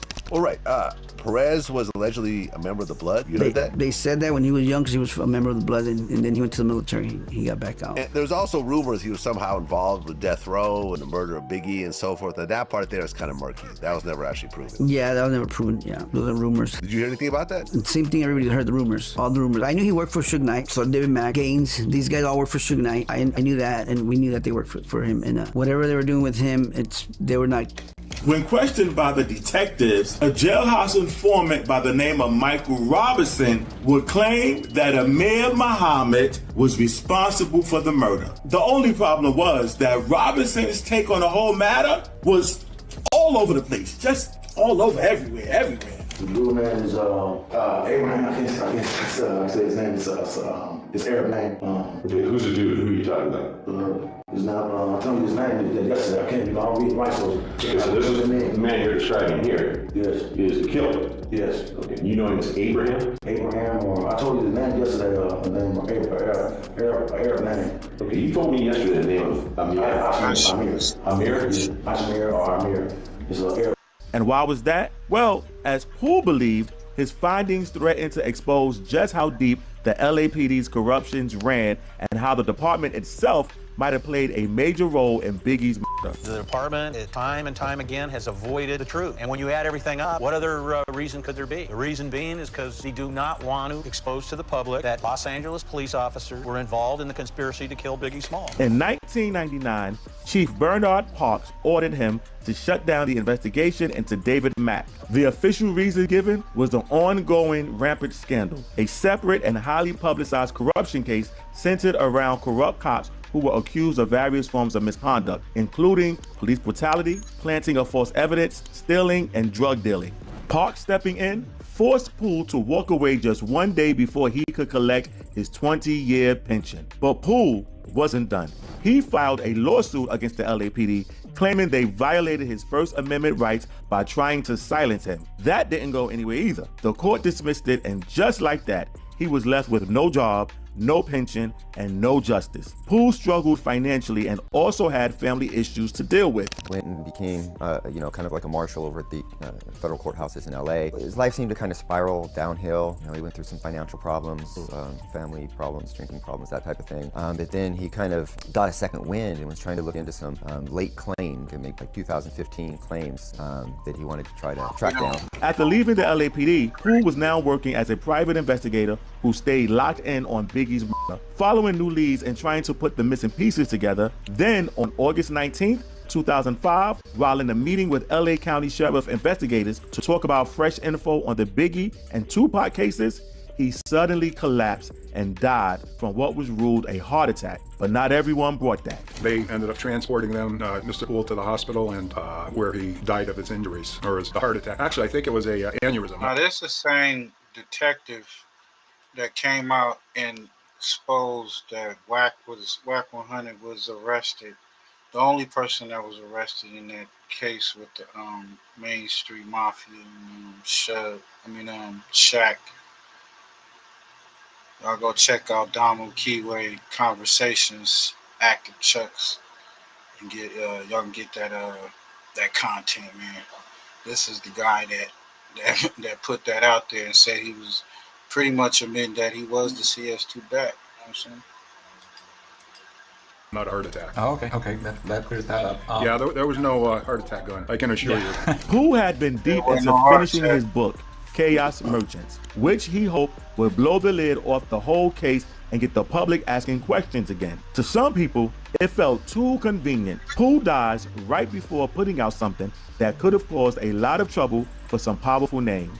Seemed a bit too convenient. People don't understand is that then they say, yo, Gene Deal changed the story. Yo, when you get new evidence, when you start hearing stuff and people start coming out with stuff that they never called before, there's certain things gonna have to change. Certain things gonna have to be different because now you know new stuff. Russell Poole had that right all at the first time, man. And that's why they probably killed him. But even before he passed away, Russell Poole had his fair share of critics who didn't buy his theory that crooked LAPD cops were behind Biggie's murder. One of them was Greg Kading, a former LAPD detective who never met Poole but had heard of his impressive career. Did you know Russell Poole? Not personally. I only knew him through his work, and specifically through his work on the Biggie Smalls investigation. We'd never crossed paths on the job. From what I understand, he is a pretty good detective in his day, but I only knew him through evaluating his work as it pertained to his case. Kading led a multi-agency task force from 2006 to 2009. We got enough on that. Everybody criminal. All of them. Security details. That's why they got rid of Russell Poole. What are you doing with the radio? This week, we're hosting a free trading and investing workshop right here in close. Irvine. Inside this a lot of people that was part of They not set it in motion with Rafael PEREZ. They had radios, scanners. This was talked about, and another guy said when I was getting beat up at Death Row Records, or he was at a house party with SUGE and some of the Bloods. He goes, these guys run radios. These guys had scanners, okay? This is a high-level operation. So, Chris, this is a spider's web of entanglement involving the Rampart crash unit, a bunch of dirty, foul cops, Suge Knight, a big-time shot caller, a big influential record label owner. You've got Puff Daddy, the whole Bad Boy record company, and you've got a cast of characters, Amir Muhammad, David Mack, Nino Durden. Tell us how this all was executed and how it went down. I'll tell you exactly how I think it went down. So yeah, let's go back to that night. This is the way I see it. This is my theory through my investigation and deep dive on the story. So I believe the hit team is at the museum, and they're mostly outside. So we're talking David Mack, Rafael PEREZ, Amir Muhammad, aka Harry Billups, and Nino Durden, and possibly one other gentleman. Nino Durden is a little harder to prove he's there, so if we just focus David Mack, Rafael PEREZ, Amir Muhammad. There's witnesses that say they see them out front of the museum when people are coming in. That's where one of the witnesses spots David Mack. I have footage of the party itself that I've watched extensively. I do not see them inside at any time. Could they have been inside to scope out David Mack, Rafael PEREZ? Absolutely, okay? But I believe they're outside. As this night's going to end, it is set in motion. It is planned with radios or scanners or whatever they want to use, that there's going to be a shooting very similar to how TUPAC was killed, car to car, okay? I believe the car is already outside. Now there's a black Bentley that looks a lot like an Impala, which is strange, and I almost thought it was an Impala. It's actually a black Bentley that's sitting on Fairfax, which is where they're going, but it is not the vehicle. I believe the vehicle is parked up the street a little bit more and is never seen on film. So we see this black Bentley right by the exit where they're going to come out, but I believe that the other car we don't see on tape, and it's up in the fire lane, we'll call it, or the shoulder, okay? Now, Gene Deal says when they're exiting, there's two vehicles. One's going to be Puffy in the first one, and Biggie's going to be in the second one. He sees a man in the bow tie, blue jacket, blue bow tie, walking up to Puff's vehicle while he's in it, while he's escorting them into the vehicle. Now, they're in the parking garage, okay? They're not on the street yet. Gene sees him, makes a note of who this guy is, okay, and flashes a gun to show him, because he gets a bad feeling as this guy's walking up. So he wants to show him, you want to do something, I'm going to fire back, right? The guy immediately walks away. I believe that's Amir Muhammad. Could that be another Fruit of Islam or Muslim Brotherhood member? Nation of Islam, yeah. Nation of Islam, sorry. It's possible, okay? Could there be multiple guys dressed like that? It's very possible. But let's just focus that is Amir Muhammad, a.k.a. Harry Billups, because Gene Deal picks him out of the lineup that Nick Broomfield shows him in New York and says, that's the guy. And he's shocked. Like, why are you showing me and not the police? That's why Nick Broomfield's genius has to come into play. The scouting has begun, okay? Which vehicle are they going to be in? Amir Muhammad spots Puffy's vehicle, and he can also see where Biggie's going to be, the one behind him. I believe David Mack and Rafael Perez are out front on Wilshire Boulevard because they know when that shooting happens, the getaway's going to rip. So he's going to take a right onto Wilshire, and right there, David Mack and Rafael Perez are going to stop anyone from either walking over there, they can get in front of somebody's car. If they're going to try to they were chased. Somebody did chase them and didn't catch them, okay? And I believe they're set, whether they're on the radios, that stuff, it's hard to prove all this, but there is some coordination of this is it. Here, once he comes out. Now, I believe Sean Combs is the initial target, and I'll tell you why. Gene Deal tells the driver, he's in the vehicle with Sean Combs, he says, blow these next 3 lights. Don't stop. He knew there was something was going to happen. Okay, he tells the story too. They blow the light. The car's already there. There is no drive up. So the car's parked. The Impala, the black Chevy Impala, it's parked. And in that car is the shooter, wearing a blue bow tie and a blue jacket. Little Caesar says he saw a man in a blue bow tie and blue jacket stick his arm up the window at Biggie. Little Caesar's in the car. Okay, he's in the second car with Biggie Smalls. When Sean Combs does not stop at that light, target 1 moves on. Now here comes Biggie, and he stops and sits there like a duck on a pond. Pop right there, okay? I believe the shooter, the trigger man, is Amir Muhammad, a.k.a. Harry Billups. So Amir Muhammad was not only the initial spotter, but was able to rendezvous in that car. He spots him, his car's already parked, and whether Perez is watching it for a second, if any cops come up to it and go, this car's gotta move, badge. See, so they're sort of like the lookouts, right? They're not the trigger man, they're the lookout. They're the control, right? Damage control. Somebody tries to stop the getaway vehicle, they'll step in. LAPD, move your car, right? And they'll happen to let the black Chevy Impala that David Mack owned, and now we have a photo of Amir Muhammad. He had his own DA. He signed Larry Longo's daughter as the first white singer to death row. He was a district attorney for LA.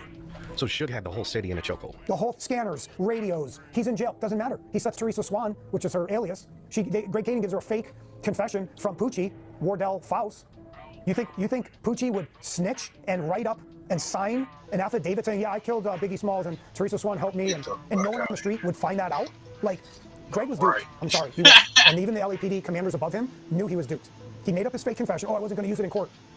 It is going to be used in court because the defense attorney for her, right, and anybody you're trying to pinch on Biggie's murder, they're going to say, did you make a fake confession and label April 1st as April Fool's Day? Yes, I did. Is that a real lawyer's name? Quan Wiggins? No. Who gave you permission to write it up? Why did you do that? Oh, and Teresa Swan, wait a minute. She's a 5-time fraud convicted felon. So when you handed it to her and said, is this what happened? She goes, yeah, that's what happened. You believed her? She knows, or she knows what she wants you to know. The rumor on the streets is that the man who killed Biggie wore a bow tie. Amir Muhammad. And why do you believe Amir Muhammad was at the scene? We can prove that Amir Muhammad was at the Peterson Museum, and we can prove that David Mack was there and Rafael Perez. It's harder to prove that Nino Durden was there, but we have eyewitness testimony on tape, on camera, that David Mack and Rafael Perez were both at the party at the Peterson. Gene Deal saw Amir Muhammad approach the car, okay, in the blue jacket and the blue bow tie, dressed like a Muslim Brotherhood or Fruit of Islam. And also, when Nick Broomfield shows Gene Deal the lineup, he says, that's the guy I saw. Now, why was Gene Deal never shown a lineup by LAPD? Ask yourself that. Now, Gene Deal saying, this is Puff's former bodyguard, he's saying that it was a walk-up, not a drive-by. I don't believe that's true. The black Impala pulls up to Biggie's Suburban and shoots him from inside the car. There's not a shooting, no one's shooting from the sidewalk. I do believe the Biggie Smalls murder was a hit by David Mack, Rafael Perez, Nino Durden, and Harry Billups, a.k.a. Amir Muhammad, and I will name the trigger man. You believe the driver was David Mack? I believe the driver is Amir Muhammad, a.k.a. Harry Billups. David Mack set it in motion with Rafael Perez. They had radios, scanners. This was talked about, and another guy said, when I was getting beat up at Death Row Records, or he was at a house party with Suge and some of the Bloods, he goes, these guys were on radios. These guys had scanners, okay? This is a high-level operation. So, Chris, this is a spider's web of entanglement involving the Rampart crash unit, a bunch of dirty, foul cops, Suge Knight, a big-time shot caller, a big influential record label owner.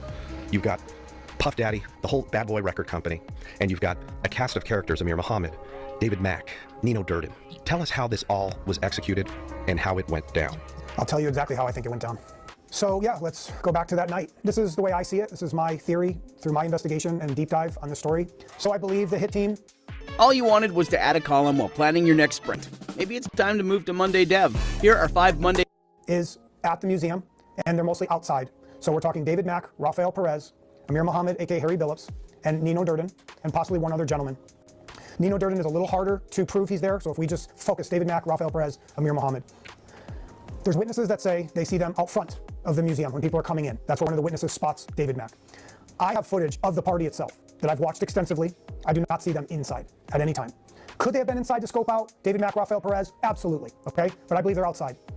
As this night's going to end, it is set in motion. It is planned with radios or scanners or whatever they want to use, that there's going to be a shooting very similar to how TUPAC was killed, car to car, okay? I believe the car is already outside. Now there's a black Bentley that looks a lot like an Impala, which is strange, and I almost thought it was an Impala. It's actually a black Bentley that's sitting on Fairfax, which is where they're going, but it is not the vehicle. I believe the vehicle is parked up the street a little bit more and is never seen on film. So we see this black Bentley right by the exit where they're going to come out, but I believe that the other car we don't see on tape, and it's up in the fire lane, we'll call it to the shoulder, okay? Now, Gene Deal says when they're exiting, there's 2 vehicles. One's going to be Puffy in the first one, and Biggie's going to be in the second one. He sees a man in the bow tie, blue jacket, blue bow tie, walking up to Puff's vehicle while he's in it, while he's escorting them into the vehicle. Now, they're in the parking garage, okay? They're not on the street yet. Gene sees him, makes a note of who this guy is, okay, and flashes a gun to show him, because he gets a bad feeling as this guy's walking up. So he wants to show him, you want to do something, I'm going to fire back, right? The guy immediately walks away. I believe that's Amir Muhammad. Could that be another Fruit of Islam or Muslim Brotherhood member? Nation of Islam, yeah. Nation of Islam, sorry. It's possible, okay? Could there be multiple guys dressed like that? It's very possible. But let's just focus that is Amir Muhammad, aka Harry Billups, because Gene Deal picks him out of the lineup that Nick Broomfield shows him in New York and says that's the guy. And he's shocked. Like, why are you showing me and not the police? That's why Nick Broomfield's genius has to come into play. That's, the scouting has begun, okay? Which vehicle are they going to be in? Amir Muhammad spots Puffy's vehicle, and he can also see where Biggie's going to be, the one behind him. I believe David Mack and RAFEAL, PEREZ are out front on Wilshire Boulevard, because they know when that shooting happens, the getaway's going to rip. He's going to take a right onto Wilshire, and right there, David Mack and RAFEAL, PEREZ are going to stop anyone from either walking over there, they can get in front of somebody's car. If they're going to try to chase, they were chased. Somebody did chase them and didn't catch them, okay? And I believe they're set, whether they're on the radios, that stuff, it's hard to prove all this, but there is some coordination of this is it, here, once he comes out. Now, I believe Sean Combs is the initial target. And I'll Yeah, I feel he got good theory on what happened, what occurred. What do y'all believe this whole? Because they compared, they based the movie Training Day off of dude RAFEAL, PEREZ, Real Life Training Day, American Dope Man. McDonald's to collect money from the TST taxes for selling dope while under the Mexican Mafia umbrella. According to witnesses, killed the tax collector. In this case, the 5 guys getting convicted of manslaughter went on the books as a shining victory for Crash. The kind of hard-hitting and effective law enforcement the unit was established to provide. It also caused a lot of weakening of one of LA's oldest gangs.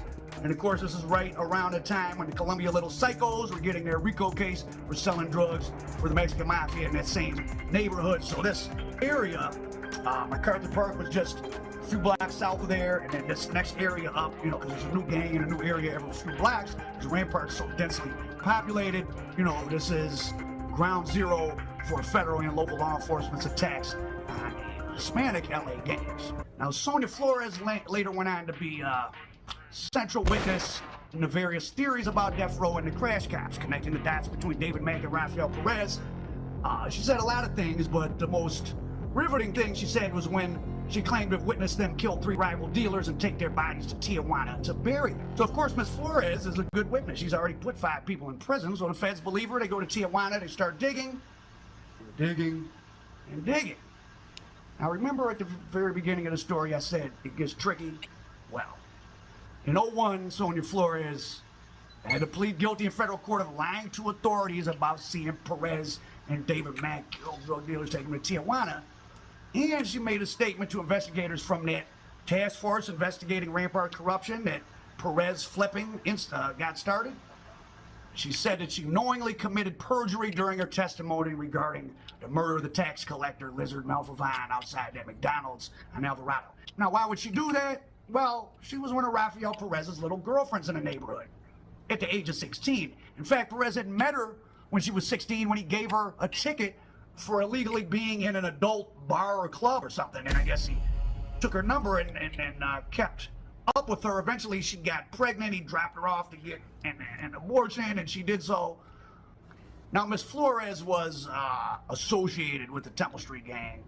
What that means in a neighborhood like that, I mean, probably all young people could be said to be associated. They may have a family member or friend in the gang, but who was actually a gang member was a guy named Ruben Rojas, and he comes into it once the lawsuits start flowing, and he asserted that the shooting was set up by the crash and the actual gunman was Perez. So remember, if these 5 guys didn't do it and they were exonerated, let out of prison, and got some money, which is what happened, they got about $3.5 million for their false convictions. Well, who did do it? And Ruben Rojas, the Temple Street gang member, had a lot to say. Here's a quote. He was doing things to where he was making himself very obvious. Before, Perez would have had other people doing his work, other officers. But now he was doing everything himself. He wasn't caring about what he was doing. He was taking money from people right in the middle of the street, arrest you in the clear blue in front of people like he did to me. Like I said, I felt like he was just losing it. He wasn't the same Perez that he was with the self-confidence. He couldn't take it anymore. Question, do you have any idea how he tried to move the stolen cocaine? Answer, he had a lot of women doing it for him. How would that work? Well, I'm not going to say a lot of women that he had messed around with were in trouble by the law or... The part in the movie when he went to the jungles and he had the Puerto Rican mommy up in there with his son. You know what I'm saying? He was definitely pushing weight and doing all types of shit, you know what I'm saying, up in there. That was his little home. Little stash spot, you know what I'm saying? That's how I be. or anything like that. But he didn't know women that were on parole and probation, and he would tell them, here's an ounce, sell it for me. Don't worry, I'll protect you. Remember, this is all profit. That's how he would work his ways. He did pretty good. Now, the prosecutors start playing hardball with Rafael Perez. You see a picture of her laying across the bed, just like on the movie.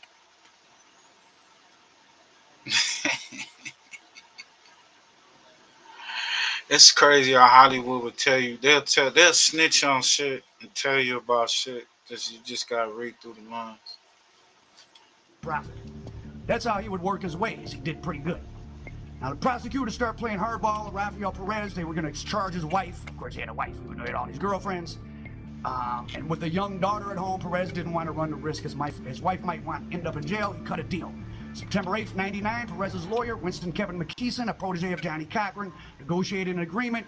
So in September of 99, Perez's lawyer, who was a protege of Johnny Cochran, negotiated an agreement in which his client promised to expose misconduct within the Rampart crash in exchange for a 5-year prison sentence, immunity from further prosecution, and total immunity for his wife. He'd already been in jail for, a while, good behavior. I think Rafael Perez only served 16 months, and that was in a secure area in the LA County Jail.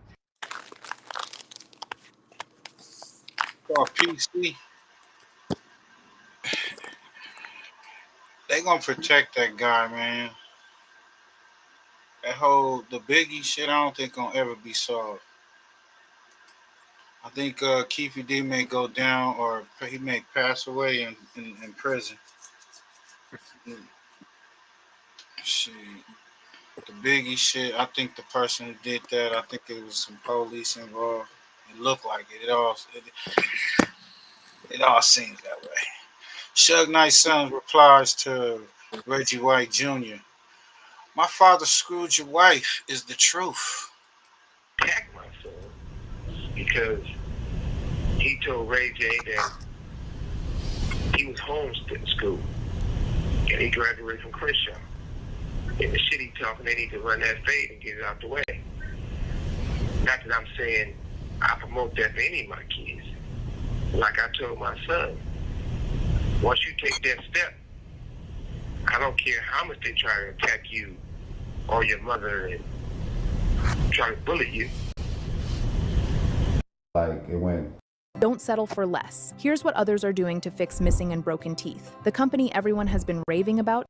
You know, kind of viral, and that's where Reggie picked it up from. But the next day, that same guy, he had a conversation with your father. Right. And then, you know, your father basically told the story of, you know, basically someone was setting up a business where fans can pay like $5 a month and then get something signed back from your father, and, you know, and basically interact with your father for like a monthly fee.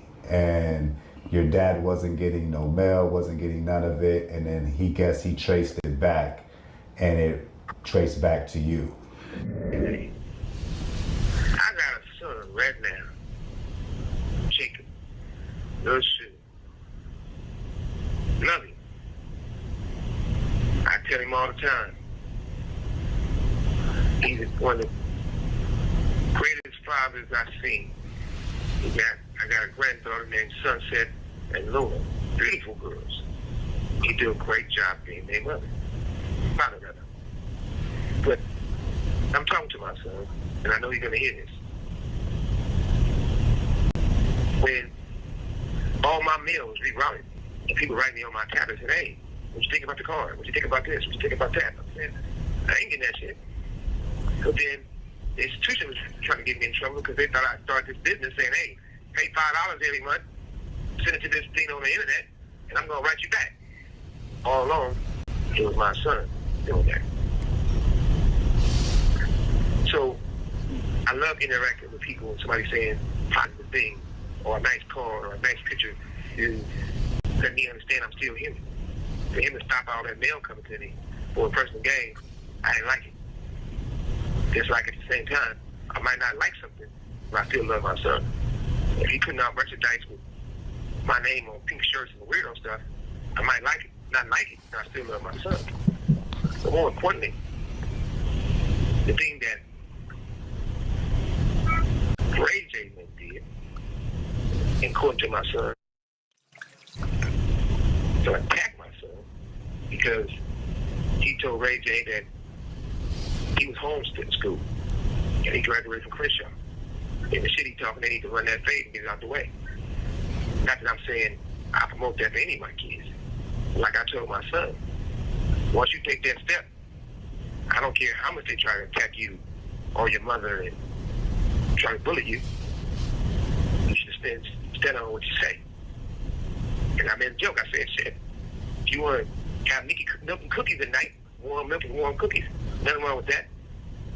If you're stepping out there like you're just taking a shot of whiskey, do what you're supposed to do. But it still shouldn't be the point where you grown-ass niggas try to pick on kids. That's allegedly, but that's what he said on there. Yeah. You know, that ain't true. I don't sell mail for $5 a month and nothing like that. I sell t-shirts. Yeah. That's because I own SugeKnight.com. I own the IP. I don't use this. You know, I speak with my father. We have a really strong relationship. Now, he's in prison. If anybody know who has a family member in prison, you gotta just support them. You know, they get the message, you know, written told to them in third person. You know, like, oh, it depends on, like, you gotta beware of the messenger. So he's already not in the best space, and you got somebody that's probably like hating on me, pretty much like, oh, Lil Suge selling your mail, Lil Suge this, Lil Suge did that, and it's like, you know, that's just something I've been dealing with my whole life. People been jealous of me my whole life, and I'm a real grounded dude, but it's just like, you know, that comes with it. I'm gonna always support my father. My father could come out and be like, fuck Lil Suge, fuck what he doing, I don't fuck with him. And I definitely would just be like, I still love my father. I'm a man of God. I follow my Bible and all that. That's just what it is. And realistically, every family goes through that. We just don't have it all public for everybody else. I don't know, man. I ain't never sold no mail though.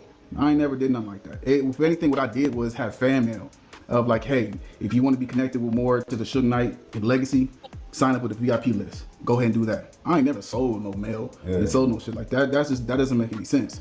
So I don't run bad business. I don't do bad business. That's why I have a good life. And, you know, shout out to Discretion TV, you know, put everybody's story out there. But just remember that, you know, you got to remember that I'm in the nicest way I'm trying to say it to people without sounding like an asshole or coming off entitled, is that Suge Knight is my actual name. Yeah. It's my legacy that I'm protecting. And I'm all about ownership. I'm all about pride. And the reason I bring this up is because for my t-shirt business, I had actually a mistake where one of my graphic designers and somebody from my store, they uploaded a shirt. And they uploaded a shirt with Tupac's face on it. It said God's Night and it had Tupac's face on it. Just one day. And the very next day, I got a cease and desist from Universal Music Group. And then that shocked me because that lets me know that, wow, these people are really paying attention to me. Of course, my sales are doing good, but like, wow, for just less than 24 hours of the day, I got Reggie Wright fat ass responding to me from an interview. Then I got Universal Music Group sending me a cease and desist the very next day. I was wrong for that. No problem. It was just a warning like, hey, Suge, we see that your site, incredible site, perfect, but this property is with the state Tupac Shakur, ownership under Universal Music Group. So once I seen that, if Universal can send me a warning, then I can send everybody else a warning who's using my name incorrectly. You can speak about me, you can speak about my pops, whatever, but just know it comes with a price. Not everything free. So once again, it's pride and ownership. I'm not being an asshole, I'm just being a businessman. I'm doing everything that's legally and right. Now, if I'm a better businessman than you. Were you recently injured in a car accident? Look at this check for That's a personal issue, but me, I did the most dopest thing for our family. I protected our name. Even if the dude was coming out here like saying he rage or whack, whatever, talking about they got the life rights, whatever. Bro, you still gotta need my permission. End of the day. So I play chess with these dudes. These dudes ain't good businessmen. That's all it is. It's just you gotta stay emotionless to this point. You gotta be in control. I ain't crashing out. All right, you can say whatever. Now, your dad made also he made a mention. Did you guys ever discuss? Didn't seem like he didn't feel like you handled the last Ray J. Yeah, he felt that way because I seen in one interview he said that Ray J bullied me and all that, and that ain't even true either. Ray is a bitch. You know, not a fact. Excuse me, Ray is just not. He didn't bully me. I'm not out here trying to disrespect anybody. But he made insinuations like you switched up or something. Like, what is he trying to say by it? Like, yeah, honestly, bro, the real reason is like I just didn't like the negativity it was bringing on. I worked too hard. Yeah. He always want to say find my own lane. He ain't never sold no house. He never did no real estate for a house or anything like that. I brought him onto my show. Yeah. And at the same time, Ray J had love in hip hop Hollywood and never put out a single or nothing like that. They were always shooting music in the studio but never did that. Mm-hmm. I shot love listings. Bro, I got my music paid. I sold houses. I put people into places. Bro, I had a whole profession. Once they start seeing that I was pushing these dudes out, that's when they start coming up with the lies and trying to take away everything that I've worked for. And that's my problem. It's like I don't be backing down. I just fight differently. My dad over here trying to strong arm, but like, yeah, tell these niggas, do that, do it this way. You don't gotta do it that way. Now, bro, with the ownership thing, these dudes can talk if they can afford it. I don't care. But I gotta have the last say. I'm in control of that because there's a different way how you go about things. That's why me and my pops, it's always all love. I will always be respectful of my family. I'm always right up for my family. The reason why I got this foundation built is because I'm really just a man of God. Mm-hmm. It ain't the public business to know how Suge really feel, how Lil Suge feel, how the family dynamic is. Nah, bro. Nah. I'm really famous in the most grounded way. Yeah. I understand celebrity, how that works. Not these dudes that's trying to have shock value and then feed the world. Yeah. Nah, bro. Let's go with, I guess let's address Reggie White. Reggie White, man. What Reggie saying? Now he's saying, why did you use your first name at Crenshaw High School? Well, the reason why I didn't use my first name is because during that time, the NCAA, I didn't want that to mess up what I had going, and then like I had to talk with my coach. And I'm like, during that time, the NCAA was very, very strict on certain players. They was cracking down on players on their Twitters. They was. That's crazy how you say that because they have just put out a video. Yeah, I think it's been out for a while, but it had Big U's other son, because I think both his sons play football. You know what I'm saying? And he was saying how being attached to Big U, and then being a son, them being his sons, they done got flacked and a lot of discrimination and whatnot, just from a league. So yeah, cursing too much. So at that time, I'm like, I ain't changing my name, or I ain't proud of my name. I'm just going by Jacob Knight. And I still was balling on these niggas. That's Jacob Knight. You know what I'm saying? Like Jacob Knight scoring on St. John Bosco, 84-yard touchdown run. Boom. I'm out here. But it's just weird that Reggie, I don't even know you. You don't even know me. Like, we like 15 years or more, you haven't seen me or nothing like that. So it's like, why you speaking on me? You know what I'm saying, bro? Don't you got a son? Speak on your son. Talk about your family. You know what I'm saying? But be proud about that. Talking about me, bro, you don't even know me. You talking about me when I was like 8 or 7 or some shit like that? Come on, bro. I have no choice. I was brought into that world. But you have a choice. You almost 60 or some years old, and you acting like you gonna live to 100. If I was Reggie right now, I would be focusing on my health because he almost died. So, and he not the most fit, like, you know, he not the fittest dude. He not fit. He fat. Bro, life expectancy ain't that high. Just statistically, you know, if you fat, you lazy, you ugly, you know, you ain't gonna live too long. So I wouldn't be focused on that. I would be focused on my life, which I am. Yeah, and then of course, I mean, I guess we addressed this before, but he's doubled down. Like, he's trying to say that he gonna let he's cool with your mom now, so he's not gonna reveal. But you keep making him mad, he's gonna reveal who your real daddy is. But some rapper already named him in a song. Why does he feel like he doesn't know me? So he feels that will hurt my feelings or something like that. I'm still Suge Jacob Knight, even if Suge wasn't my father. I know he's my father, but like, that's how you know these dudes don't know me. We've been apart for so long that they trying to figure out, how can I get under his skin? I'm not lying on him. I'm telling the truth, and it's hitting the nerve for these dudes. So go ahead, tell them release it. Do that. Go ahead, bro. I ain't making you mad, nigga. You 60 years old, bro. You've been living on this world for so long. You should be focused on your health. Like, you trying to get back at somebody that's like 30 years younger than you, bro. You lame. Well, I don't know. I mean, I remember reading the comments. Everybody's so bugged out how much you look like your father. Like, it's not like just you look like him, like you built like him. Like, I mean, it's damn near retarded that he could even say anything else he could say. Kenta, I'm on some real stuff, bro. On some real stuff. My pops got kids out here that ain't his, that he took care of.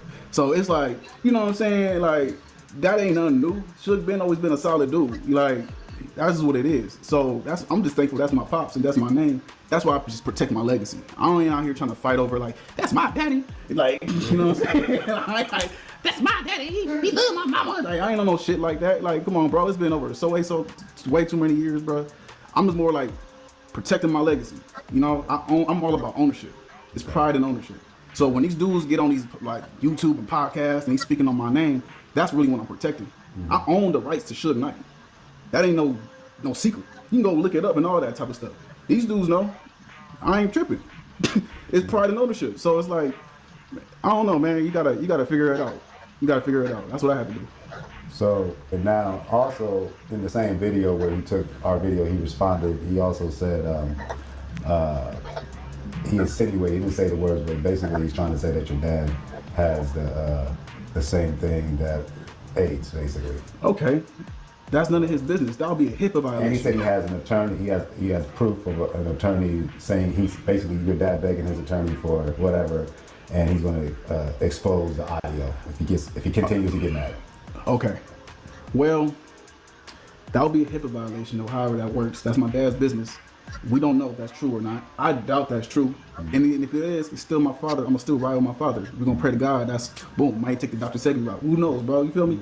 But all that tells me about Reggie is that Reggie is a victim. Reggie's been abused for so long, and this is like he never grew out of his bully. You know what I'm saying? He's hurt, and that's a prime example of somebody that's 60 years old that never like got over it. You know? He's probably mad that I said that my pop smashed his wife. Hey, if that's not true, my bad, Reggie. As a 30-year-old, or 29 now, as a 29-year-old man, I can admit when I'm wrong. I can take accountability. Am I wrong? No. Because she did sue my pops and got some bread for that shit. So there is some truth behind whatever that is. Now, that ain't my battle, but I'm gonna bring it right back. I'm just protecting my legacy. Me and Reggie has nothing to talk about. He don't know me. It's been more than 15 years that he even been around me. So he ain't in West LA, he ain't in the parts I live in. And he definitely ain't, he don't watch no football. So it's like, what you worried about? You a fan. You ain't no. Hey, shout out to Lil Shug. Got a good head on his shoulders, man. And Reggie, man, you pathetic, bro. You better be watching all them people connecting your ass to this Biggie case and TUPAC shit. Man, U.S. braces for Iran retaliation after these strikes. This is crazy. The people I'm talking to, man, they wish that more talks. You know, some of the people that come from over there, speak to them. More negotiation before getting to this, releasing missiles and dropping bombs on people. And I don't know, man. This is dark times in America. But hey, let's get to this.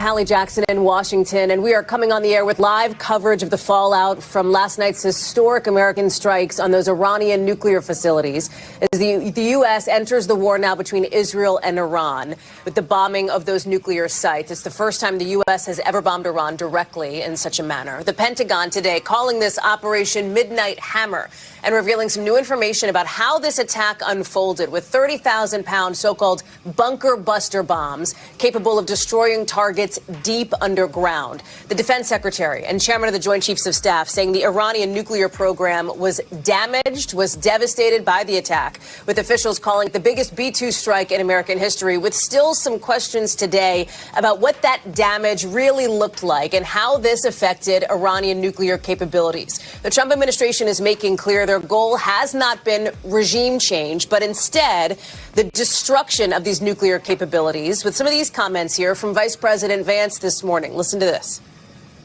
This video shows the best ways to increase your IQ. We're not at war with Iran. We're at war with Iran's nuclear program. What we did is we destroyed the Iranian nuclear program. I think we set that program back substantially, and we did it without endangering the lives of the American pilots. Right now, you've got the American military bracing for potential retaliation from Iran, with senior White House and defense officials saying the next 48 hours in particular are what they are watching most closely. Just moments ago, we saw the Department of Homeland Security out with a new bulletin warning of a heightened threat environment after the strikes. Here's the question, though. What does such a retaliation look like? Would it target Americans overseas? Iran has threatened that. Specifically, they have threatened targeting U.S. military bases in the region.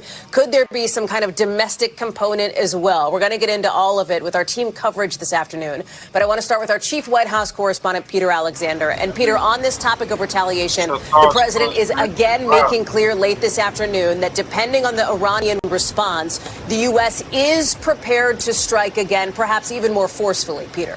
That's exactly right. We first heard that warning from President Trump in those remarks to the country and to the world last night from here at the White House, again posting via social media, making clear that any retaliation will be met with strikes and attacks of far greater force going forward. The president saying that Iran is the bully of the Middle East initially, and saying any future strikes would be greater and would be much easier, saying that they could happen within minutes. So that's the key top line as we focus on the issue of retaliation here. Hallie, you pointed out the Department of Homeland Security saying that its threat level hasn't changed formally, but that there is a heightened threat preparedness situation taking place right now as they anticipate the potential for some kind of response. The question is, in what form does that response take place? Will it be Iran itself that tries to retaliate? Would it be Iranian proxies, where there is real concerns we are hearing, not just within the Pentagon, but here at the White House, about the potential that proxies, Iranian proxies, try to target not just American interests in that region, but American troops that are either at bases in places like Iraq or perhaps in Qatar and UAE or some other sites that may not have the level of protection that you find in places like Syria there. Separately, there is the issue of us first learning about the secretive strikes and now learning about the success of them. The president touting in a declaration that this was incredibly successful. He said that the three nuclear sites, Natanz, Isfahan, and Fordo, that of course is the one we've been speaking about most often, most recently, because it is buried deep beneath a mountain, that they were a complete success and that they were completely and totally obliterated.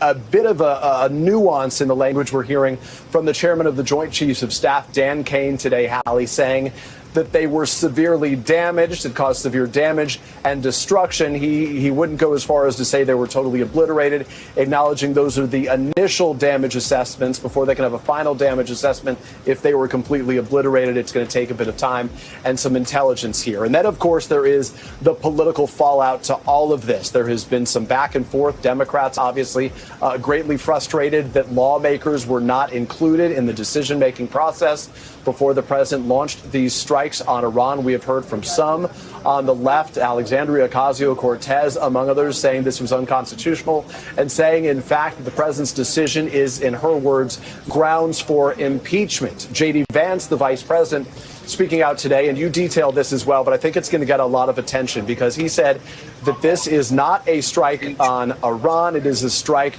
on Iran's nuclear facilities, its nuclear capabilities, whether those two, whether there is a distinction without a difference there or whether Iran views it that way. I think that is going to draw a lot of attention as we look ahead going forward, Hallie. Peter, you talk about some of the domestic political fallout as well, and President Trump is wading into that in that new online post just minutes ago that you referenced, going after Republican Senator Thomas Massie. Massie, of course, who has come out over the course of the last 15 hours or so, questioning the constitutionality of the president's strike, going on TV, for example. He's somebody who has co-sponsored, along with a Democratic member of Congress, this piece of legislation that would require presidents to come before Congress before taking an act or making a strike like this one. You're seeing the president attack Massie here, even in this moment of intense sort of national security peril. Talk through some of that piece of it, Peter, because it seems like that will begin bubbling over in the days to come as well. Hallie, you're right. Thomas Massie is not a name that most Americans are familiar with, but he does represent publicly a view that many, even within the MAGA world, can appreciate. There are strong divisions within the Make America vigilant after Iran threatened to retaliate after yesterday's strikes, which hit 3 of the country's nuclear facilities. The attack was the largest B-2 operational strike in U.S. history, utilizing 7 of the stealth bombers and more than 125 other U.S. military aircraft, according to the Pentagon. In total, the U.S. employed approximately 75 precision-guided weapons, including 14 of the 30,000-pound bunker buster bombs and over 24 Tomahawk cruise missiles launched from a U.S. submarine. Lucas Tomlinson is live at the Pentagon with the latest. Lucas, what new information do you have for us tonight? Well, good evening, Katie. Where did those other 31 bombs and missiles come from? They came from U.S. military fighter jets, which were the first into Iran ahead of the B-2 strike to launch this operation. Here was the chairman of the Joint Chiefs of Staff, General Dan Raisen-Kane. The U.S. employed several deception tactics, including decoys, as the 4th and 5th generation aircraft pushed out in front of the strike package at high altitude and high speed, sweeping in front of the package for enemy fighters and surface-to-air missile threats. Everyone is calling this the new billion-dollar stimulus program for California homeowners. It's a brand new... Man, push this shit wild, bro. Shit is crazy.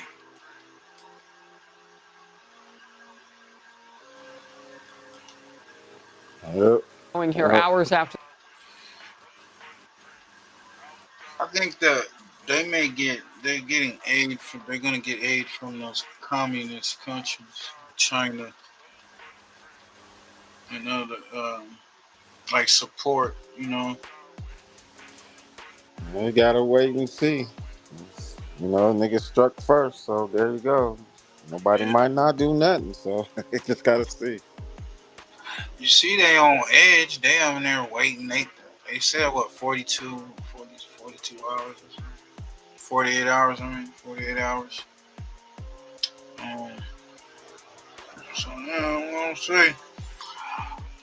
See, cause like they do got those American bases all around there, but I mean, they may not use the same tactics. It's one thing, America's not invincible, you know. You gotta remember the twin towers, you know. After the U.S. strike, the Iranian regime resumed targeting the citizens in Israel. They're fighting a very different war. They're not going after military targets or anything like that. They are shooting at people. They are sending those missiles into major civilian areas. That's what I'm saying.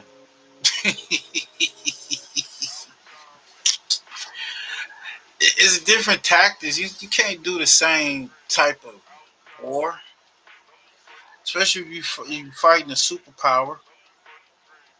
You know, they got to come up with a different strategy to get at their enemy does. If America's their enemy does, even though because of Iran, you know, because of Israel. And they said they was shocked that the Iranians are able to break through their little the Israel's like they got their little dome, metal dome.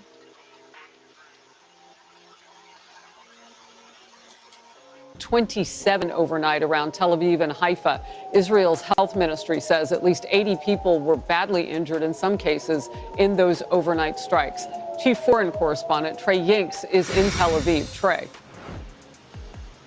Harris, good morning. Hours after President Trump ordered those U.S. strikes against Iranian nuclear facilities, the Iranians launched a large-scale ballistic missile attack against Israel, sending millions of people into bomb shelters. Nearly 30 missiles soaring through the skies of this country. According to first responders, there were 10 different impact sites and more than 80 people wounded. A number of residential buildings were destroyed. First responders going to the scene, digging through the rubble, trying to find people who survived these blasts. We do understand that the Israelis remain today on high alert, fearing more Iranian responses, and there is a state of emergency here, warning civilians to stay out of public gatherings. Schools are closed and businesses shuttered. This is what Israel's Prime Minister Benjamin Netanyahu had to say in response to the American strikes.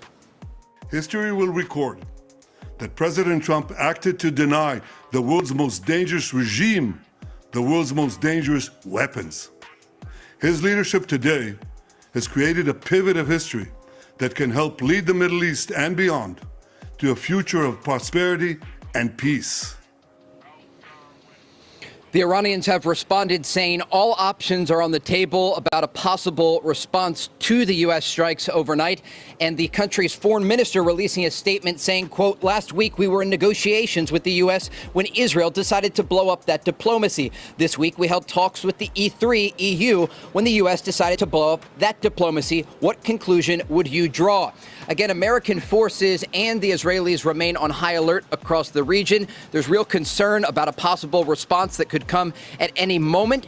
And we do understand that both current and former Israeli officials continue to praise President Trump for this decision, understanding that it has changed the reality for the Middle East, going after these key nuclear sites in Iran and taking away that important piece of leverage that the regime had just 24 hours ago related to their nuclear program. Harris? Trey, I'm curious. You said through your reporting that all options are on the table for Iran. What does that even mean at this point? And are they hitting Israel in a way that they anticipated? Is it bigger? I know they're hitting civilians.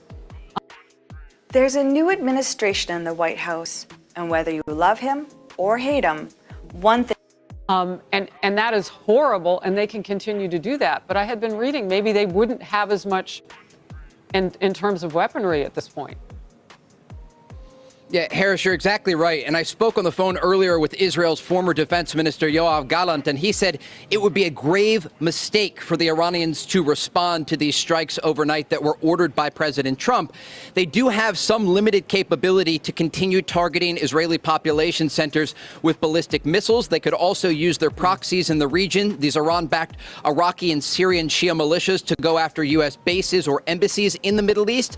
But the key thing to remember here is that over the past year and a half, the Israeli and they can have China and different countries just drop off a boatload of weapons and ballistic missiles.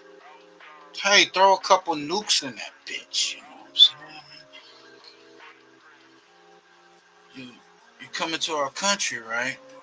We're gonna sit down and eat and talk about big orange guy, laugh at his ass. I mean,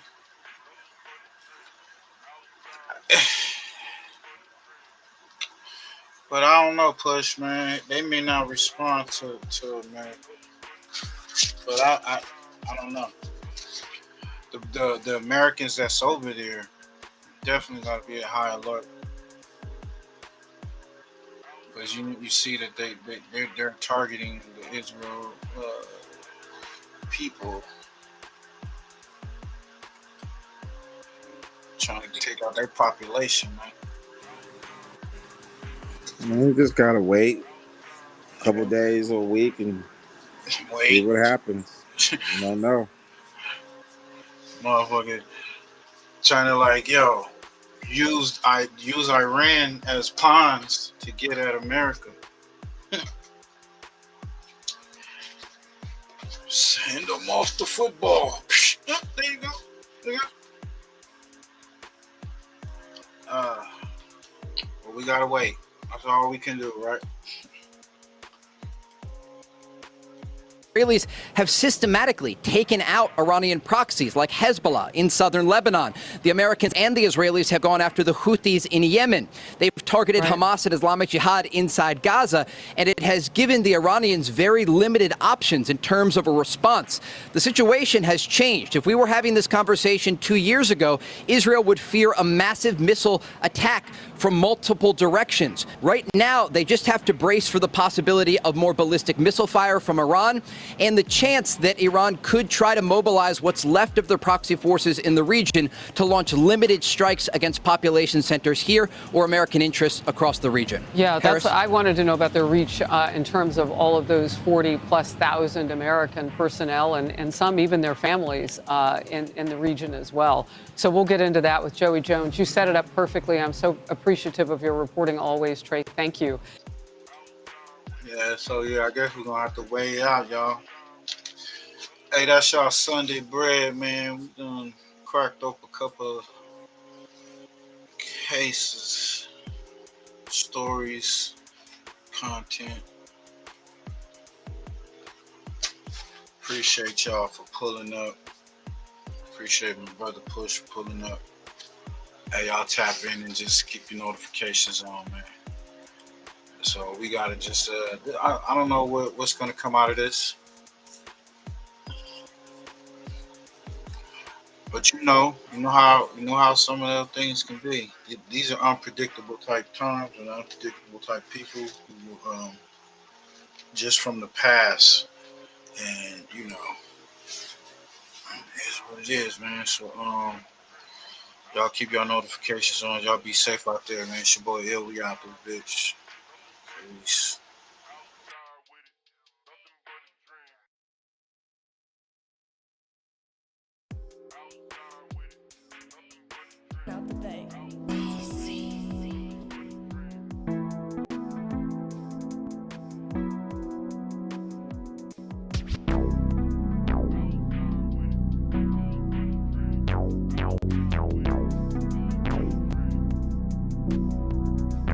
Look, hey, how you that nigga in your city, but you froze up?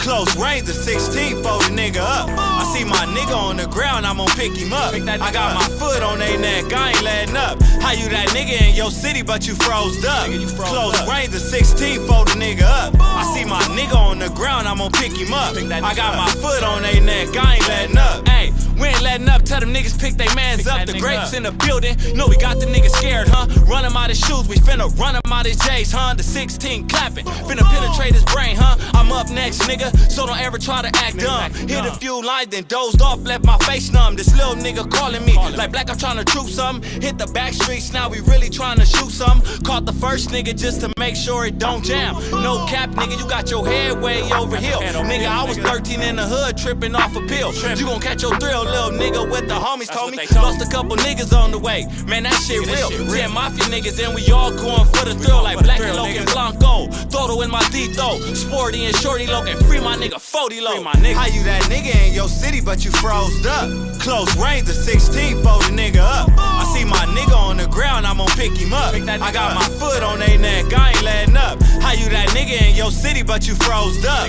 Close range of 16, fold a nigga up. I see my nigga on the ground, I'm gonna pick him up. I got my foot on they neck, I ain't letting up. I'm all up in that ass, that's on grape, this bitch thick as fuck. I'm trying to get a bag, I'm a 16 with some big nuts. Crack the nigga bitch, we finna serve this nigga like Pizza Hut. We tryna dim the niggas lights out before they notice us. By the projects we getting low, we dipped our key in hella snow. Knocked the nigga down, now we finna do a kick dope. Sliding down the track, a nigga mad, I knocked him for his hoe. The game is cop and blow, nigga, that's how this shit go. I gotta stay smoothie, stay swifty while I'm on my toes. I won't switch up, I won't freeze on my mama's soul. Put the cannon in my hand on the gang, I'ma let it blow. I can see the bench in you, nigga, you ain't gon' do shit. Tiny wino gangsters in the Travis, we gon' drill shit. Last nigga came to the hood, got his car flipped. On my South graping, I'm the wrong nigga to deal with. On my South graping, I'm the wrong nigga to deal with. How you that nigga in your city, but you froze up?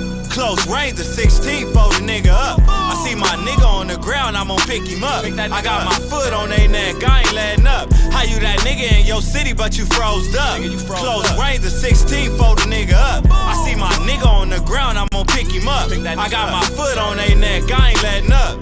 Yeah, nigga, we ain't letting up. Nigga, pick your mans up, nigga. One way 107.